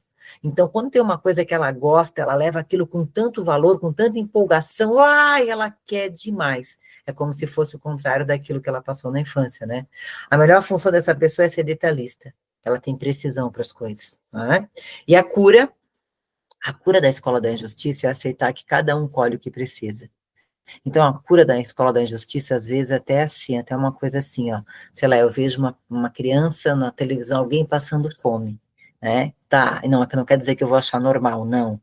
Mas eu entendi no fundo do meu coração que tudo aquilo ali tem um motivo, nada é por acaso. Eu não posso perder o meu sono porque aquela pessoa está assim. Eu não posso, tipo, perder o meu coração, a minha paz ou a minha saúde, porque outra pessoa está passando uma dificuldade. Eu posso me preocupar sim, eu posso ajudar sim, mas aquilo não pode me afetar. E quando as pessoas, né, que passaram por essa escola da injustiça, veem alguma coisa que é injusto e não curaram isso, elas ficam extremamente afetadas. Elas ficam doentes, elas querem ajudar todo mundo, e às vezes elas dão tanto para os outros que não ficam nada para elas, né? Nesse sentido, tá? Faz sentido isso? Fez sentir tanta coisa, né? Oi, Ana, posso fazer um Cláudia, não tô comentário? ouvindo, fala. Mas claro, Diante de tudo isso, eu não sinto exatamente tudo, mas eu me identifico um pouquinho dentro de cada situação. E eu consegui anotar em específico algo que me leva à minha infância, em cada um deles. tá. Tu quer falar? Ah, eu não sei se a gente tem tanto tempo para isso, mas, por exemplo, assim, Anotou ó, 500 coisas. o primeiro, por exemplo, a rejeição, né, que é de 0 a 1 ano, foi o período da traição da minha mãe para o meu pai e a separação deles. O abandono de 1 a 3 anos, eu não entendia o porquê eu tinha que ficar longe da minha mãe e o porquê, quando eu chorava de saudades dela, as pessoas que me cuidavam brigavam comigo. A traição de 2 a 4 anos, meu pai, ele era muito ausente. Ele me prometia muito o tempo inteiro, mas ele não cumpria nada, porque ele estava ausente. A humilhação eu tive uma criação muito rígida e eu sempre tinha desrespeito quando as pessoas que me cuidavam falavam da minha mãe. Injustiça, opinião própria, ir contra os padrões familiares. Por exemplo, assim, eu tive muita dificuldade em decidir as coisas para mim, por mim, que era melhor, sabe? Então, eu não me identifico com todos os tópicos, mas Tá, em alguns deles, sim, é marcante tá. me remete a alguma situação da infância, sabe? Ô, Cláudia, é que tu tá olhando por um outro lado. Tu não pode olhar pelo que aconteceu, porque não tu... Se for olhar pelo que aconteceu, todos nós passamos por todos eles. Todos nós temos alguma coisa, um pouquinho de todos eles, né? A gente tem que olhar pelo teu comportamento, pela máscara que tu tem. Então, qual das máscaras que tu tem mais? Qual do comportamento tu tem mais? Porque, por exemplo, assim, ó, pode ser, vamos pensar, pode ser que tu foi rejeitada, foi abandonada, foi injustiçada, mas tu só percebeu a injustiça. A rejeição e o abandono, nem aí. Veio, tá tudo certo e resolveu, mas só ficou com a injustiça, por exemplo. Então, a injustiça vai te dar o quê? Vai te dar o Uhum. comportamento. Então, tu tem que olhar mais pelo comportamento. Qual é o comportamento que tu tem mais? Qual é o comportamento? Tá, O comportamento que tu tem foi o que aquela criança sentiu. Porque passar não quer dizer. Tem que ver o que aquela criança sentiu, guardou e doeu. É naquele tá, sentido. Dá uma olhadinha ali, vê se tu perfeito. consegue se enxergar em algum deles para me falar no final aqui, tá? Para ver se tu acha que, não, então eu sou mais isso, ou mais aquilo, né? Ou de repente sou mais dependente, ou sou mais da rejeição, do perfeccionismo, isso, tá? Dá uma olhadinha, depois a gente vê se a gente consegue chegar num deles, por exemplo. Dona Tânia, Tá bom. Rosângela,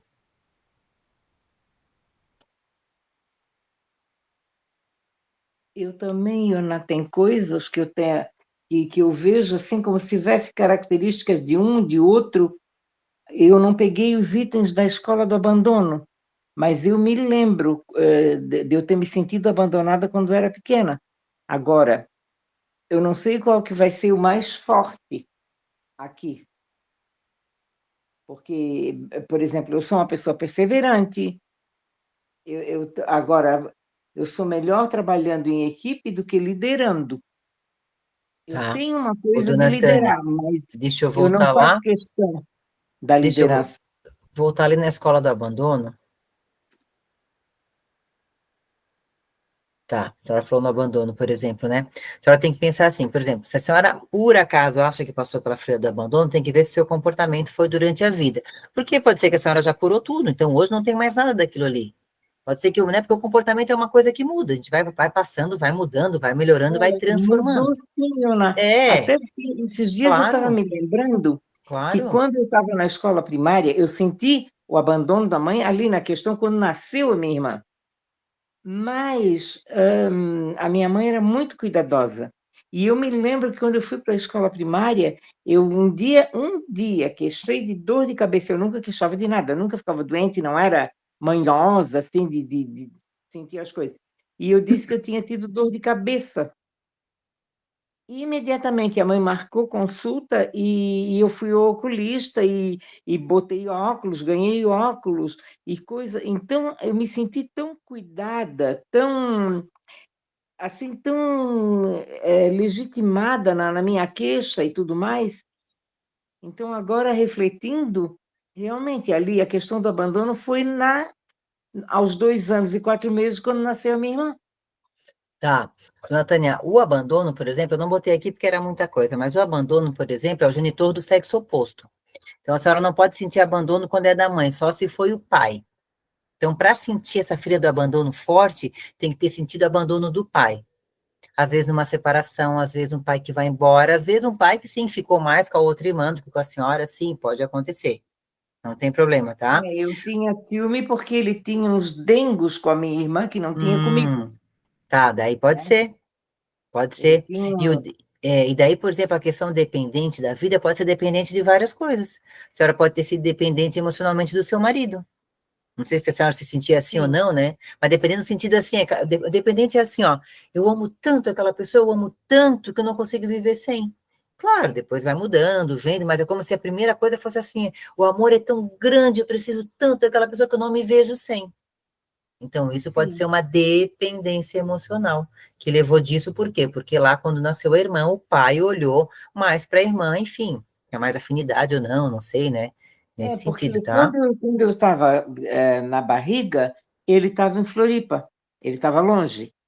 Quando eu Ah. nasci, ele estava longe. E quando a minha irmã nasceu, ele estava perto e ele estava junto no parto, inclusive. Então, ele chamava ela de Curucaca, tinha uns apelidinhos que eu não tinha. E eu ficava muito enciumada, eu fazia tudo para chamar a atenção daquele pai, É mas isso não aí. conseguia, É. porque ele gostava da transgressão da minha irmã. Eu era obediente demais, eu era sem graça.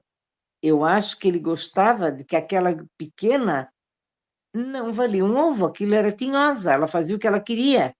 Ela era transgressora, ela era muito inteligente, assim, ela era muito viva, muito uma criança muito que chamava atenção pela esperteza, aquele olho dela brilhava. Ô, dona Tânia, E eu olha que acho, outra coisa interessante. Ó, digamos que a senhora, né, naquele momento lá, no seu primeiro casamento, lá, no seu casamento, na verdade, estava na ferida do abandono, né? E tinha essa coisa emocional, essa dependência emocional. Se isso realmente aconteceu, se era assim, olha como que é interessante. Se a senhora tem essa dependência emocional, quem é que a senhora vai atrair? Qual o tipo de marido que a senhora vai atrair? A senhora vai atrair um tipo de marido, por exemplo, que vai vir com a ferida da traição, que vai ter a tendência de trair a senhora muito, muito, muito, muito, muito. Por quê? Porque como a senhora tem essa ferida do abandono, a senhora tem essa dependência emocional e não separa nunca. Então, a senhora seria, digamos, uma ótima, uma ótima esposa para aquele homem que tem a ferida da traição. Para que sim, mas só vocês que dois ele se... não esperava, ele não queria separar, Claro. mesmo com Não, claro que filho não. fora e tudo mais.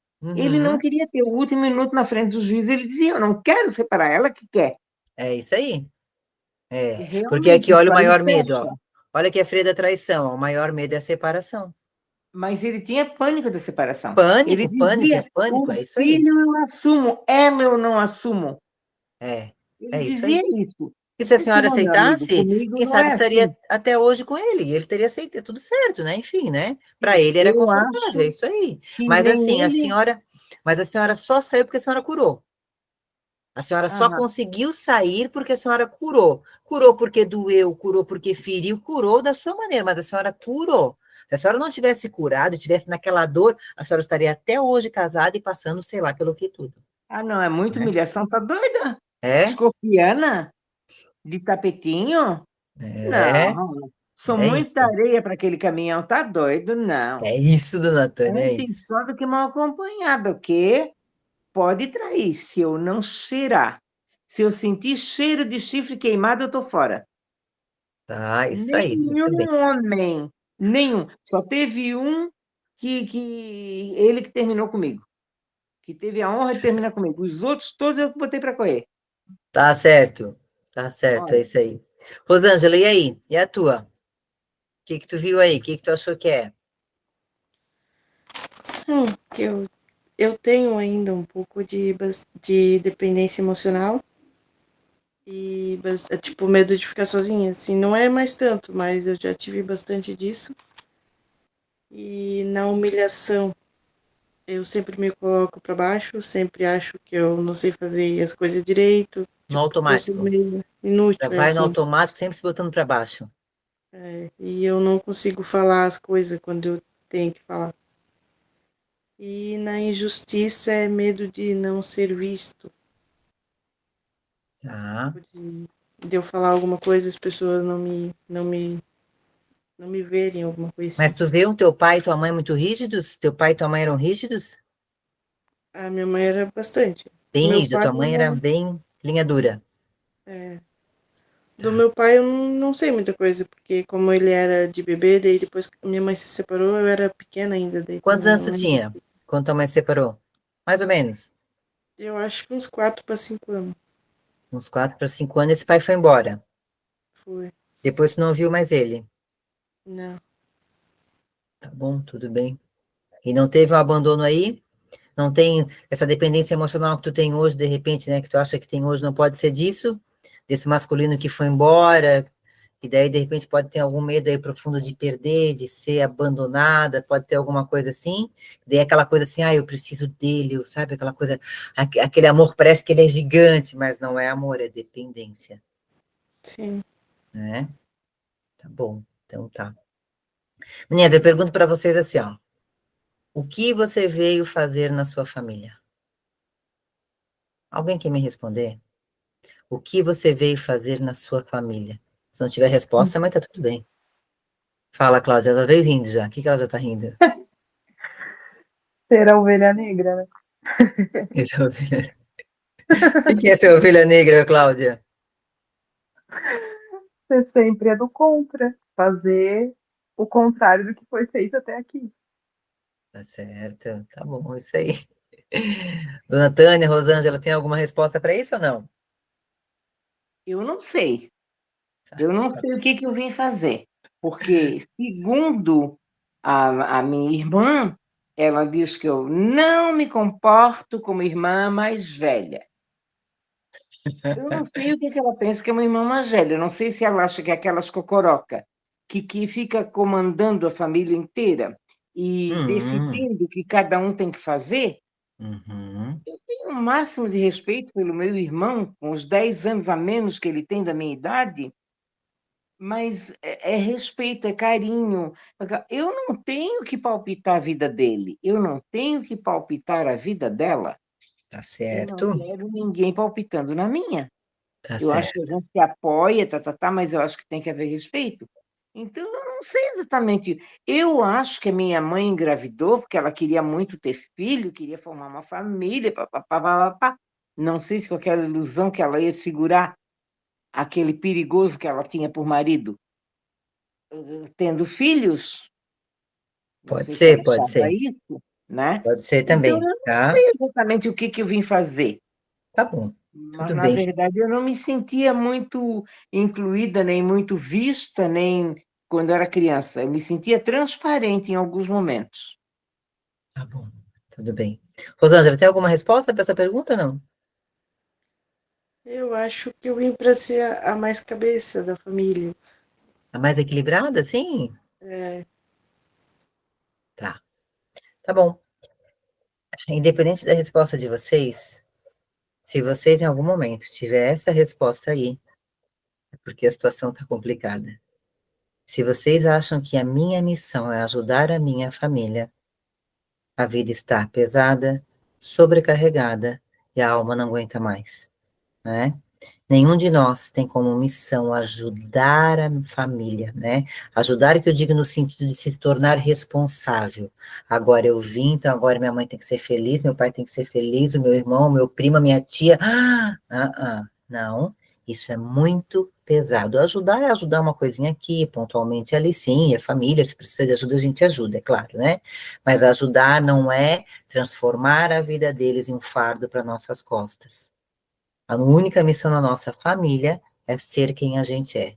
Se a gente conseguir ser quem a gente é de verdade na nossa essência, pegar essas feridas emocionais e ir para o treinamento, curar o que tem que curar, ir para a parte boa e ser quem a gente é de verdade, a gente vai contribuir para a evolução da nossa família. Se eu vir para essa família, eu continuar fazendo o que todo mundo faz. Se eu vir na minha família, toda mulher, sei lá, toda mulher casa e fica num casamento falido uma vida inteira. Se eu vim para essa família, eu continuo nessa tristeza, nessa depressão profunda, eu não estou sendo eu mesma. Faz sentido isso? Tudo bem? Iona, e ser a gente mesmo dá trabalho. Porque, em Muito, geral, dá trabalho. Porque a família muito. imperial, em Família geral, inteira. a família imperial, meu Deus, sempre tem uma ideia diferente do que você tem que ser.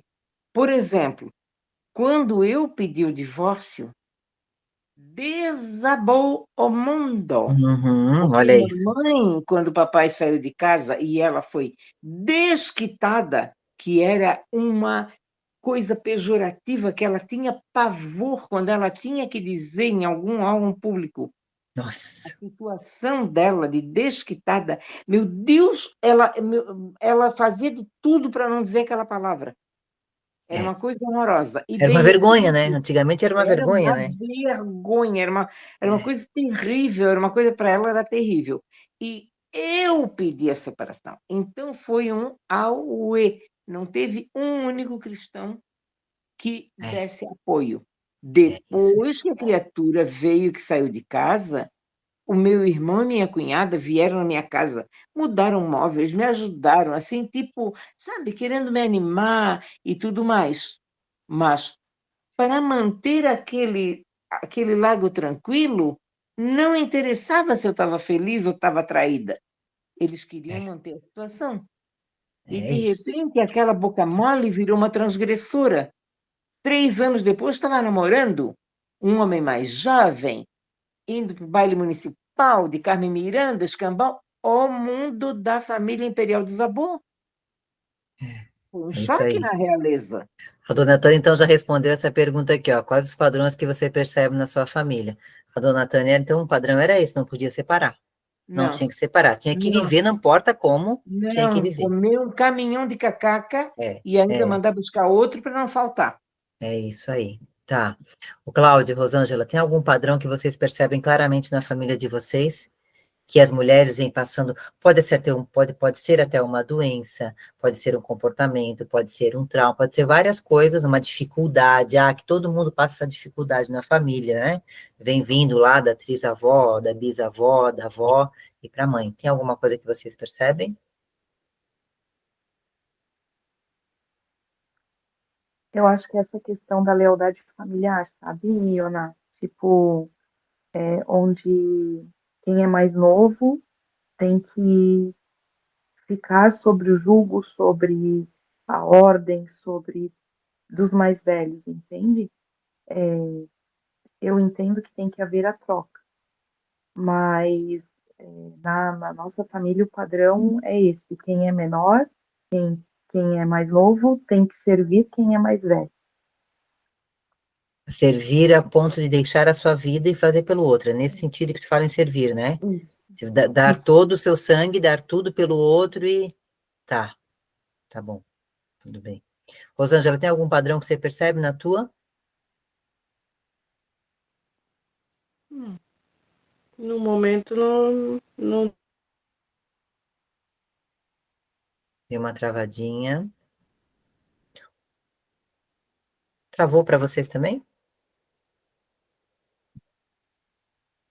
Não, eu escuto tudo, mas só que interrompeu a fala da Rosângela. Só interrompeu da Rosângela, né? Tá. É. Tá bom. Então depois a gente vê o padrão dela quando ela voltar. Por que que é tão difícil fazer ou ser diferente da família? Quando a gente quer fazer diferente, o que acontece? Por que que é tão difícil? O que que a gente sente? Dona Tânia, antes da senhora se separar, antes, vamos lá. Tá, começou a pensar em se separar. Qual é a sensação? O que Eu, que vinha? eu ouvi da minha mãe. É ruim.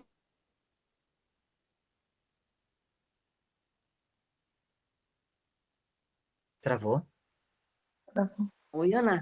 Travou, Travou? travou. Fala de novo, dona Tânia. Quando eu separei, a minha mãe chegou a ponto, ela tinha um grupo de amigas, um grupo de lanche, na qual ela era uma ostra, ela ouvia muito e não falava nada. Ninguém sabia nada da vida dela. E quando uma das amigas perguntou com todas as letras se era verdade que eu estaria separada, Nossa. ela mentiu, ela negou. Ela mentiu, tá? Porque para ela era assim, eu era Vergonha, a né? filha perfeita, eu casei de véu e grinalda, a noiva, a filha maravilhosa que casou com o príncipe encantado, que na verdade era sapinho, mas só que ela não sabia, né? E então, assim, ó, É, quando a pessoa começa a fazer diferente do que a família espera, automaticamente ela vira ovelha negra. Ela, sabe, começam a se unem para ficar contra aquela pessoa, para é, pressionar aquela pessoa a voltar para o prumo. O que é isso? é isso aí. E Entende? às vezes a gente fica até na dúvida, será que eu tô fazendo certo? Tá todo É, mundo indo pro caminho, mas será? Mas será que eu vou? Será que isso é certo mesmo? eu me sentia culpada, tipo assim, Uhum. como se eu estivesse envergonhando a família. Não que eu tivesse me arrependido da minha decisão, Sim, sim. mas 3 anos depois, quando eu comecei a namorar, Deus nos acuda. E, inclusive, o ex veio falar comigo. Tipo Ah, assim, só faltou dizer que eu tinha que manter a virgindade. ele Só com outra, querendo que a senhora ficasse sozinha? ele com outro. Aham. Tipo assim, Que é loucura. baixinha. A criatura me chamava de baixinha. Ah, é baixinha. Estão dizendo que eu estou sustentando mais um. Olha bem, como me achava maravilhosa e interessante, que para alguém estar comigo, ele ia estar sustentando com o quê? Como assim? Não, não entendi. É, é isso aí, dona Entende? Tânia. Como é que era? Cláudia, Cláudia aí, Cláudia. Tem alguma coisa aí? Como é que é fazer diferente da família? Eu acho que é mais ou menos por esse caminho. Você sabe que é um caminho sem volta, mas ao longo do caminho você sente essa culpa, esse cansaço, esse peso. Mas é que nem eu te falei, Iona, eu vejo isso no reflexo da melhora do meu filho. Então, realmente, para mim, é um caminho total sem volta. Não tenho como voltar, sabe? E é libertador. É libertador. São Libertador. mudanças pequenas, no cotidiano, que quando você volta para a repetição, você precisa se dar o flagra e se autocorrigir de momento. E não é uma ou duas correções, são movimentos significativos.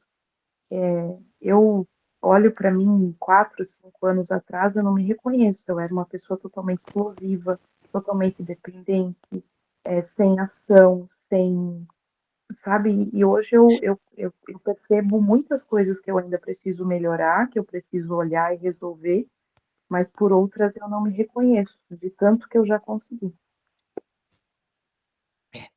É isso aí. Tava tentando te olhar ali, Rosângela. Que bom tu conseguiu entrar. Rosângela, por que que é tão difícil fazer diferente da família? Tem isso? Já passou por isso? Como? Por que que é tão difícil fazer diferente da família, ser diferente da família? Já passou por isso? Alguma coisa assim? Que tu queira fazer diferente e a família diz, não, não, assim não pode fazer? Já passou por isso ou não? Não. Não? Então tá bom. Então tudo bem. Então deixa eu passar ali. Gente, é isso aí, ó.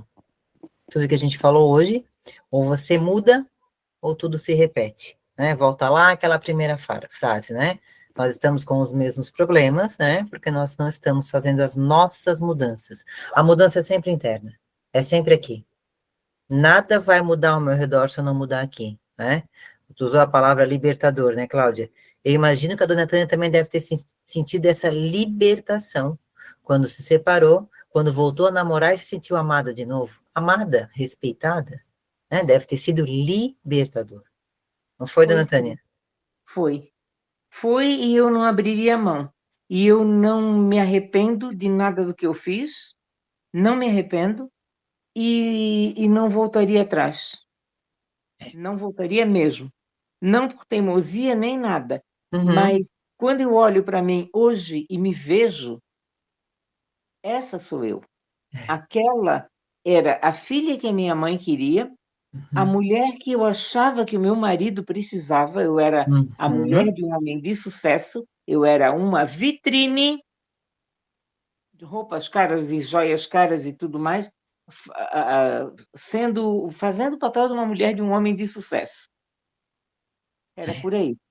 E como mãe, eu acredito que eu errei muito, mas eu errei pelo que eu sabia na época. Eu Claro, não tinha conhecimento, que eles não trouxeram manual de instrução, nenhum dos claro, 2, lógico. né. Mas eu era realmente era e como irmã, eu não fui uma irmã ausente, eu fui uma irmã presente. Eu fiz tudo o que eu podia. Não tanto pelo meu irmão, que vivia a vida dele, no canto dele, não, mas para minha irmã eu tentei ser uma boa irmã, e eu acho que até consegui. Tanto é que ela não consegue abrir mão da minha figura. Eu me escapo por um lado, ela tenta me pegar pelo outro. Mas enfim, mais É ou uma menos história por longa, aí. hein, Tânia? Essa história é uma história que merece, ó, Longa merece um para café ser. só para ser contada um dia. Então, é assim, eu não voltaria atrás, não me arrependi mesmo, não me arrependi. É isso. É isso aí, não me arrependi, ó. Olha que delícia, não me arrependi. Fiz diferente, fiz diferente da minha família, entendi que não precisava continuar sofrendo, né? Entendi que sim, a vida pode ser melhor, e realmente melhorou e foi libertador. Mulheres, meninas, parabéns por estarem aqui e escolher por vocês, né? Eu acho que o que vocês estão, esse tipo de conhecimento que nós estamos falando, é vocês escolherem por vocês, olharem cada vez mais para as coisas que vocês ainda querem mudar ou não, mas principalmente assim, de novo, eu vou terminando hoje assim, mas eu quero trazer de novo, gente, olhem para tudo que vocês já deram conta, tá? Eu venho numa aula dessa, eu aponto um monte de coisa, né? É trauma disso, é isso, daquilo, aquele comportamento, nossa, eu aponto, boto o dedo nas feridas, tudo. Mas não é sobre isso. Isso é apenas para trazer para o consciente entender que tudo isso, metade vocês já passaram, já nem sente mais, já estão em outro nível, entendeu? Então é nesse sentido, olhar para vocês e parabenizar tudo que vocês já passaram, que foi maravilhoso, maravilhoso, tá bom? Só para a gente agora, eu preciso que vocês me respondam, para que serve o passado mesmo? Esse aqui é a lição da última aula. Para que serve o passado mesmo? Alguém me responde. Para aprender, Para aprender.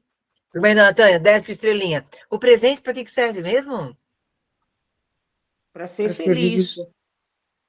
Feliz, isso aí. Viver o agora. E o futuro? Aí o futuro para mim ainda é sonho. É, Sonho. ainda é engraçado, 75 anos de idade ainda ter sonhos, ainda ter desejos e tudo mais. E pode ser uma coisa iluminada como essa foto que está ali, uma coisa É isso. boa adiante, porque É, antes eu via tudo escuro, eu não via uma coisa é bonita, eu não isso aí. queria ir para lá, não sabia, eu queria me agarrar onde eu estava, porque eu tinha medo do que ia acontecer. É, E o que eu percebo é que a gente precisa optar por si própria antes de cuidar do outro, porque se eu não tiver de pé, eu não posso cuidar de ninguém. Se eu estiver capengando emocionalmente, eu vou ser uma pessoa tóxica, eu vou ser uma pessoa, sabe, ferida e pesada e tudo mais. E eu é vejo isso, esse Antônio. futuro bonito porque eu me sinto curando, eu me sinto curando, não vou dizer que eu estou curada, mas eu me sinto de pé, No feliz, caminho, né? No caminho, né? no Quero que caminho. vocês observem bastante assim, ó. Tudo que a gente falou é só comportamento. Comportamento a gente muda o tempo inteiro. Então, muita coisa do que eu falei hoje vocês já tinham, hoje não tem mais. Ou vocês tinham muito forte, hoje já tem bem mais leve. Então, assim, ó. Uhum. Comportamento a gente muda durante a vida inteira. Um trauma que eu tive aos 20, não tenho mais. De repente, agora eu tenho outro, mas estamos sempre tratando, sempre nesse caminho, tá? Essa aqui é a minha menina dando um abraço para vocês, de tchau, mas sintam-se abraçadas. tá bom? Sintam-se muito abraçadas, com muito carinho, tá? Minha criança fica muito feliz em trazer todo esse conhecimento, já que a minha criança foi treinada para olhar as pessoas, para trazer o melhor das pessoas, né? Como eu te falei, a Rosângela é a que menos eu conheço aqui, mas a Cláudia, com certeza, eu vejo muita coisa boa nela e fico instigando. A dona Tânia também está fazendo uns vídeos aí maravilhosos, tem muita coisa boa nela também. E a Rosângela vai melhorar muito a vida dela também, conforme o que ela quer e para onde ela quer e seguir o caminho que ela quer. Tá bom? Meninas, muito obrigada. Se quiserem ficar mais um pouco, eu vou parar a gravação, a gente pode ficar conversando. Se quiser falar alguma coisa, abrir o coração, eu fico aqui o tempo que precisar. Tá bom? Obrigada, tá? Obrigada mesmo. Obrigada, Ioná. Boa noite, querida. Boa Eu não noite. tenho nada para falar, porque senão tu sabe que quando eu desando a falar, eu vou levar uns 3 dias. E como está Vou ficar tudo até certo, 1 da manhã aqui. está tudo certo, está tudo bem, então um beijo, querida. Beijo, Meninas, um beijo. beijo para vocês também. Que nós já estamos amigas íntimas.